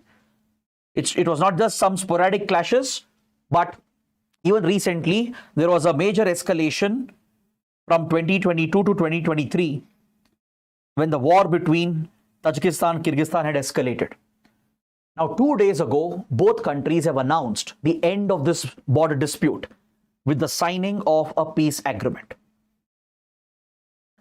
Just a couple of days ago, both the countries have settled this long-standing dispute with signing a peace agreement through which they are exchanging some territory to satisfy their requirements. Kyrgyzstan will gain some land area and Tajikistan will also gain some land area. They've also agreed to create a neutral land crossing to facilitate connectivity between the two sides, to enable the movement of people and goods, to promote economic and trade relations, along with sharing of the water resources, which was at the center of the dispute. There are important rivers, canals, and hydro projects present here. Both of them have agreed to divide up these water resources in a fair manner to satisfy the demands of both the sides. Along with exchange of land, they have created this neutral zone for connectivity with exchange of water resources and agricultural resources. So that is how this long-standing conflict in the Batken region has come to an end. Then coming to our neighbor, Pakistan. Pakistan, though it's not at war, it does face a major internal conflict. It is facing a major internal crisis. Today, it is facing threats from multiple terrorist organizations, including the TTP, the Baloch rebel groups, and as well as few Sindhi rebel organizations in the Sindh region. They've all been mounting major attacks against Pakistan aimed at the Pakistani state itself. See, as they say, when you raise a monster, a Frankenstein's monster, it's going to come back and affect the one who sponsored such a monster. That's what Pakistan has done to itself by sponsoring terrorism, by turning the country into a breeding ground of radicalism and terrorism, just because it had a geopolitical strategy to target India, to destabilize India. Today, Pakistan itself has become one of the biggest victims of terrorism. The TTP, which is the Pakistan faction of Taliban, that operates along the Durand line, along the Af-Pak border, it has become very active in the tribal belt over here, around Khyber Pakhtunkhwa, Peshawar region. Just 2 days ago, you might have read about a deadly suicide bombing, a terror attack at a mosque near Peshawar, which is considered as the breeding ground of the Taliban and Al-Qaeda. This deadly, notorious place, right, sacred place of worship, unfortunately misused for radicalism, terrorism by the Pakistani state. This is where many of the top Taliban, Al-Qaeda, Mujahideen leaders were radicalized. So you have seen such recent attacks near Peshawar happening. So this entire tribal belt, the Fatah region, federally administered tribal areas, which is part of the Waziristan region, this whole belt around Khyber Pakhtunkhwa, around Peshawar, has been a hub of the TTP, along with the borders with Balochistan. So from Quetta to Peshawar, the TTP has a strong, formidable presence, and it is made up of the Pashtuns, who are divided by the Durand line. So Pakistan Taliban has the backing of Afghan Taliban. Both are brother organizations related to each other, backing each other. Previously, Pakistan had some degree of control as it had influence on Afghan Taliban. It had managed to keep the pressure on Pakistan Taliban, and thus it had managed to prevent these attacks. But of late, differences have grown between Pakistani state and the Taliban. And Afghan Taliban, which had negotiated a truce earlier, has now backed out, and the Pakistan Taliban TTP, Tehreek-e-Taliban Pakistan, has started mounting these major attacks, which has pushed Pakistan to conduct military strikes and airstrikes in Afghan territory. Pakistani army has conducted invasions into Afghan territory. It has conducted airstrikes. So this has increased the divisions between the Taliban regime in Afghanistan and the Pakistani state, especially the army and ISI. So the increasing attacks by TTP is an existential threat because its aim is to topple the Pakistani state, the government, the army, ISI, kick them out, to capture the country and form an Islamic state. Just like Taliban has captured power in Afghanistan to form an Islamic emirate. That is the goal of TTP. The Pakistan faction of Taliban has the same goal, the same agenda, to throw the Pakistani state and capture power, to establish an Islamic emirate. So given that Pakistan is already in the middle of a dangerous political and economic crisis, this security crisis could spin out of control if Pakistan doesn't manage the situation well. Because there are other rebel factions, the Baloch insurgents, various Baloch groups which have carried out repeated attacks, including the Sindhi liberation nationalist groups, because they're all in rebellion against the Pakistani state. Recently, we have seen attacks against the China-Pakistan economic corridor, attacks against Chinese diplomats and Chinese workers who are part of this critical project, which is a part of the Belt and Road Initiative. The Chinese consulate in Karachi was attacked as well recently. So China is alarmed, worried about the rising security threats. So experts believe that potentially there is a possibility where Pakistan might even collapse. If the political, economic, security crisis continues, these groups, these terror groups might even destroy, consume the country itself. So that is one dangerous development that you should take note of. Then coming to Afghanistan. In 2021, The Taliban captured power in the country again as the US exited the country following the Doha Peace Agreement. The Doha Peace Deal, negotiated by Qatar, brought the US military involvement in Afghanistan to an end as US promised to withdraw. And with the exit of the American troops, Taliban ran over the country and took full control.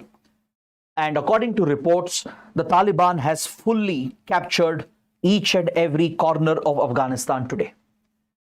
From Herat to Kabul to Kandahar to Kunduz to Mazar-e-Sharif, every major city, border, location, checkpost is firmly under Taliban control, and Taliban has brought back the much feared Sharia, which essentially could target minorities, violate gender rights. It has restricted women's rights from education to working rights, placed horrific restrictions on women, and targeted religious minorities. So the situation in Afghanistan remains very volatile. But however, India is carefully making its moves towards Taliban, because this time the Taliban is slightly different. When Taliban was in power for the first time in 1996 till 2001, it was clearly hostile to India because it was a puppet of Pakistan working at the behest of Pakistani army and ISI. And the Taliban regime then had sheltered anti-India terror groups. From Lashkar to Jaish-e-Mohammed, all these terror groups have been given support by the Taliban regime. But this time, Taliban is craving recognition. It wants the sanctions to be lifted, the assets and funds to be defrozen, and it wants recognition and assistance from others. India has key interests. We want our investments, our projects, and our security interests to be taken care of. Previously, before Taliban came back, we had invested $3 billion, up to $4 billion in the country, building dams and strategic infrastructure and roads. India would like to protect the investment, as Afghanistan is critical for us to link with Central Asia. Through Iran, through the Chabahar port, we need Afghanistan to link with Central Asia. So India is carefully opening up to Taliban. In 2021, for the first time, we officially reached out to Taliban in Doha. At Qatar, the Indian ambassador met with the Taliban representatives. And since then, over the last 4 years, India and Taliban have been making slow incremental progress. We have given assistance to Taliban, not directly, but to help the people. Because Afghanistan has been hit by food shortage, earthquakes, floods. Each time we have given disaster management support and assistance and relief material and support. Not directly to the Taliban, because we don't recognize the Taliban regime. Most countries don't recognize the Taliban regime. But we have reopened our embassy, the embassy which had been shut. We evacuated all the Indians under Operation Devi Shakti in 2021, and we had cut off all ties. But slowly we have started opening up, and now we are officially engaging with Taliban as well. Recently, our embassy in Kabul was partially reopened. Indian diplomats are in touch with Taliban leaders. And just few days ago, there was a huge development in Dubai. India's Foreign Secretary, Vikram Misri, met with Taliban's foreign minister. This is the highest level interaction, official interaction between India and Taliban. So reports indicate we might be looking at normalization of ties. It could help in stabilizing Afghanistan, though it's a conflict zone, though the threat of terrorism is still present. At least India can seek to protect its interests. Then coming to another problematic neighboring country, Myanmar. Myanmar is staring at a serious crisis, a possible existential crisis. Many experts believe Myanmar is just days or months away from full collapse. See, until 2010, Myanmar was always under military rule. From 1962, it was dominated by Myanmar's army, which had established the rule of the junta, the military junta, or also called the military junta. Myanmar has suffered from decades of dictatorship, but from 2010 to 2020, it experimented with democracy. But in 2020, the army, which was getting insecure, it was fearing the rise of popular democratic leaders and parties like National League for Democracy and Aung San Suu Kyi. It decided to nullify those elections without a valid reason by blindly alleging that fraud had been committed. It cancelled the election results and declared a state of emergency in 2021. Since then, Myanmar has been going through a crisis. All the political groups have united to form a national unity government, and they are leading a pro-democracy war against the military junta.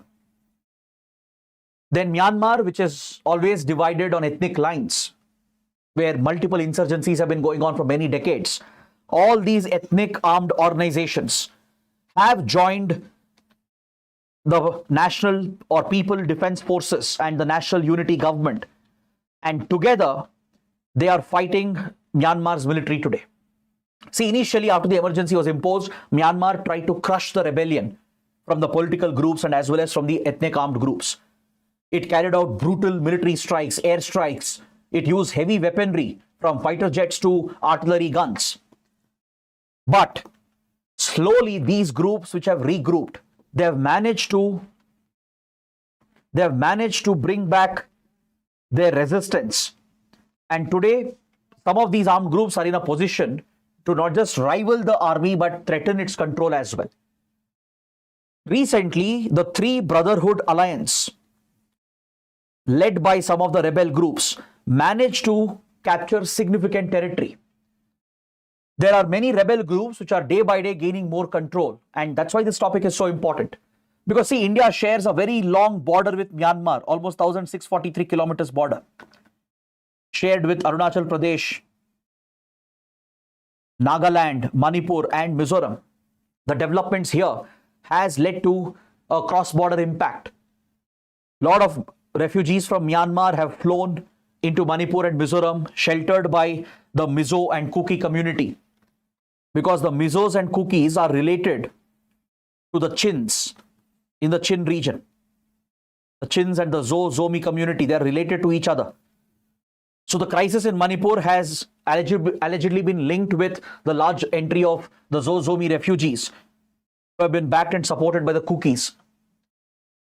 So this crisis has spilled over into India without a doubt. The ethnic violence in Manipur has been linked with it. The increase in organized crime, drug trafficking, cross-border infiltration has been linked with it. So it's very crucial for India to ensure the crisis is stabilized. Now, at border points such as Rikwadar, Zowakhtar, More, these are crucial border crossing points where rebel groups have now started gaining control. The Three Brotherhood Alliance, which was formed,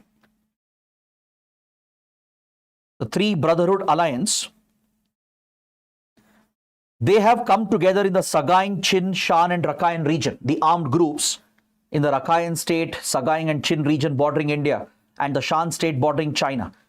These rebel groups, the Arakan army that fights in Rakhine region bordering India, the Tang National Liberation Army, Myanmar National Democratic Alliance Army, these three ethnic armed groups across these critical areas have come together and have captured significant territory, including important cities, border infrastructure, crossing points, airports, seaports. Most of the territory has been captured by these outfits. You have other ethnic armed groups like the Karen, the Kachins, and the Road to Nai Pitav Alliance, which is looking to capture the capital itself. It consists of various forces, including the pro-democracy forces led by National Unity Government, the People Defense Forces, the Kachin Liberation Army. Together, they've all aligned together and they've been able to capture significant territory, and the army, the military, the Tatmadav has suffered significant loss of territory.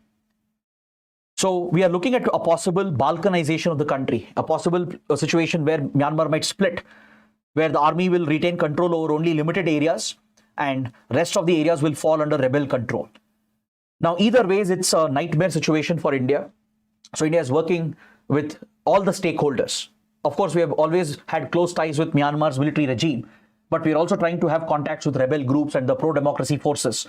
And we are trying to work with ASEAN group, because Myanmar, don't forget, is a Southeast Asian country. ASEAN countries are trying to stabilize the situation and India is trying to work with them.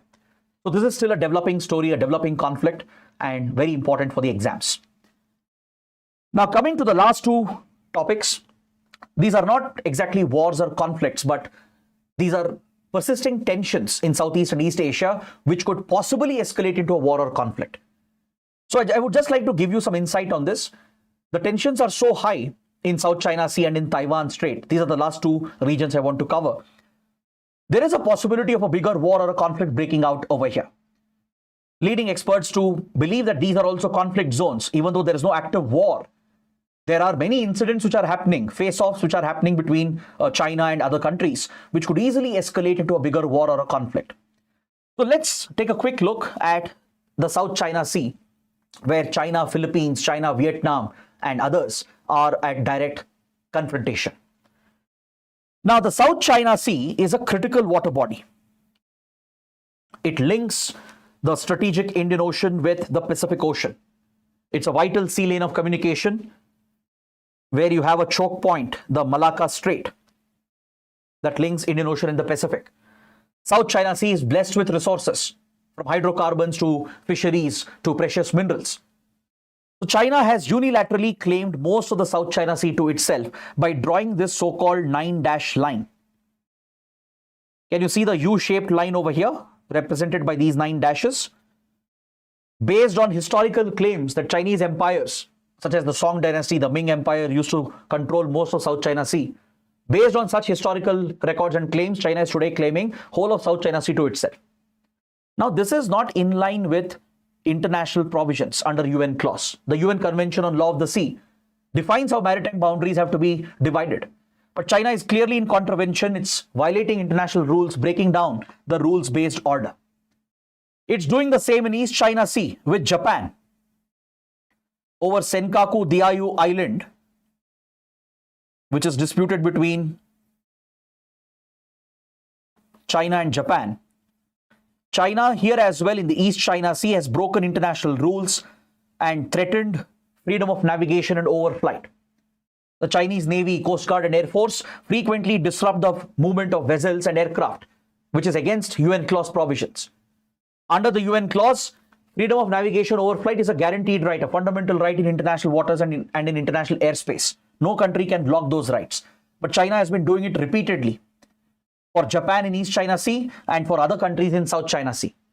Now, can you see the Paracel Islands over here? This is mainly disputed between China and Vietnam. The Spratly group of islands claimed entirely by China, but it's also claimed by Brunei, Malaysia, Vietnam, and Philippines, along with Indonesia. These are the parties to the dispute over Spratly Islands. There's another small island here called Natuna Island. The Natuna Islands disputed between China and Indonesia. Then with Philippines, there are many small islands and reefs which are at dispute. The Scarborough Shoal, then you have something called the Mischief Reef, the Second Thomas Shoal. They're all in the news recently. At all these locations, China has been very aggressive. It has even built artificial islands, turning them into military bases. Its Navy, Coast Guard are very aggressive, threatening foreign vessels, even targeting them, opening fire against them or opening water cannons against them, and even sinking fishing boats and vessels. So there is every possibility here a bigger conflict might break out. So India has supported all these countries. We basically can't ignore rather the violation of rules-based order from China. This is a direct threat for India as well. So India, which has firmly supported these countries with regard to their rights as per international law, as per the UN clause provisions, we have supported a free and open Indo-Pacific. India has pushed this as part of its Act East policy and Indo-Pacific doctrine. We have formed a grouping called the Quadrilateral with Japan, US and Australia to bring pressure on China so that the rules-based order can be enforced and followed by every country. We have supplied the BrahMos cruise missile to Philippines, which is a major escalation from India. We have exported the BrahMos cruise missile to Philippines. Now Vietnam and Indonesia are also looking for the BrahMos cruise missile from India. We already have great defense relations with Vietnam, Indonesia, and others. So India is doing its bit to counter the Chinese aggression, and one should hope that the aggression, miscalculations, and tensions here should not escalate into a bigger war or conflict. Coming to the last topic, Taiwan. Taiwan is another pressing issue, a hotly contested region where there is a potential of another conflict breaking out. The Taiwan Strait is at the center of global attention because, see, China has always claimed Taiwan as part of its territory, as part of its sovereignty. This goes all the way back to the Chinese Revolution of 1940s. During the Chinese Civil War, by 1949, it was the Communist Party of China which won the Civil War by toppling the then Chinese government, Republic of China, which was under the Kuomintang party, the KMT. The Kuomintangs were thrown out into Taiwan. The Republic of China was pushed into Taiwan, whereas the communists won this war and gained control of mainland China. So since then, the PRC, which was established, the People's Republic of China, which is the communist state that you all know, it has been claiming sovereignty over Taiwan as well, as it does not recognize Republic of China as a separate country. It adopted the One China principle, One China policy, which states that there is only one China. There's only one Chinese state, one Chinese government, one Chinese territory. So it mandates that other countries also should follow this. That's why China has pressurized many countries, most of them, to accept One China principle and policy and not recognize Taiwan and have ties with Taiwan. That's why India and most countries, we don't recognize Taiwan. We don't have official diplomatic relations with Taiwan. So China, which has always stated that someday it will reunify Taiwan. The PRC has always said, the Communist Party, it has insisted that someday they will recapture Taiwan and integrate Taiwan into China's territorial sovereignty. But the United States has been exploiting this issue to instigate tensions in the region. The US has maintained an ambiguous position on recognizing Taiwan, even though it has accepted One China principle and policy. It has been supporting the democratic government here. Though the Republic of China under Kuomintang was an authoritarian country, it eventually transitioned into democracy in 1970s. Since then, US and Europe advanced weapons. Taiwan also is a leading technology hub, major producer of semiconductor chips. So it's a formidable economy of its own. So US and European powers, even Canada, UK, France, etc., all the American allies, they keep deploying their military over here. Japan, Australia, European powers, along with US, they keep deploying the military in the Taiwan Strait. And this instigates China. China retaliates by threatening Taiwan. In the last 2 years especially, China has pushed multiple fighter jets and naval warships across the Taiwan Strait in order to send out a message and threaten Taiwan. But the Western powers are trying to exploit this opportunity in their attempt to contain and keep China under control. They have been exploiting this issue by backing Taiwan. In a way, you can compare or draw a parallel with this situation and the situation with Ukraine. How Western powers basically use Ukraine as a pawn to counter and contain Russia. Something similar has been happening here. And definitely there is a big potential, a big possibility of a larger conflict breaking out, either between China, Taiwan, and that could even drag US and other global powers into this conflict. So with this, I would like to bring today's session to an end. I know it's been a very long session, but I hope it's been a productive marathon. As I promised, it will be a long session covering all the major conflicts in the world. We have discussed more than 20, and I hope it's been a good, useful session. So do let me know what you think, and do suggest any topics that you would wish us to cover. So that is it for today. Thanks for watching. Have a good night.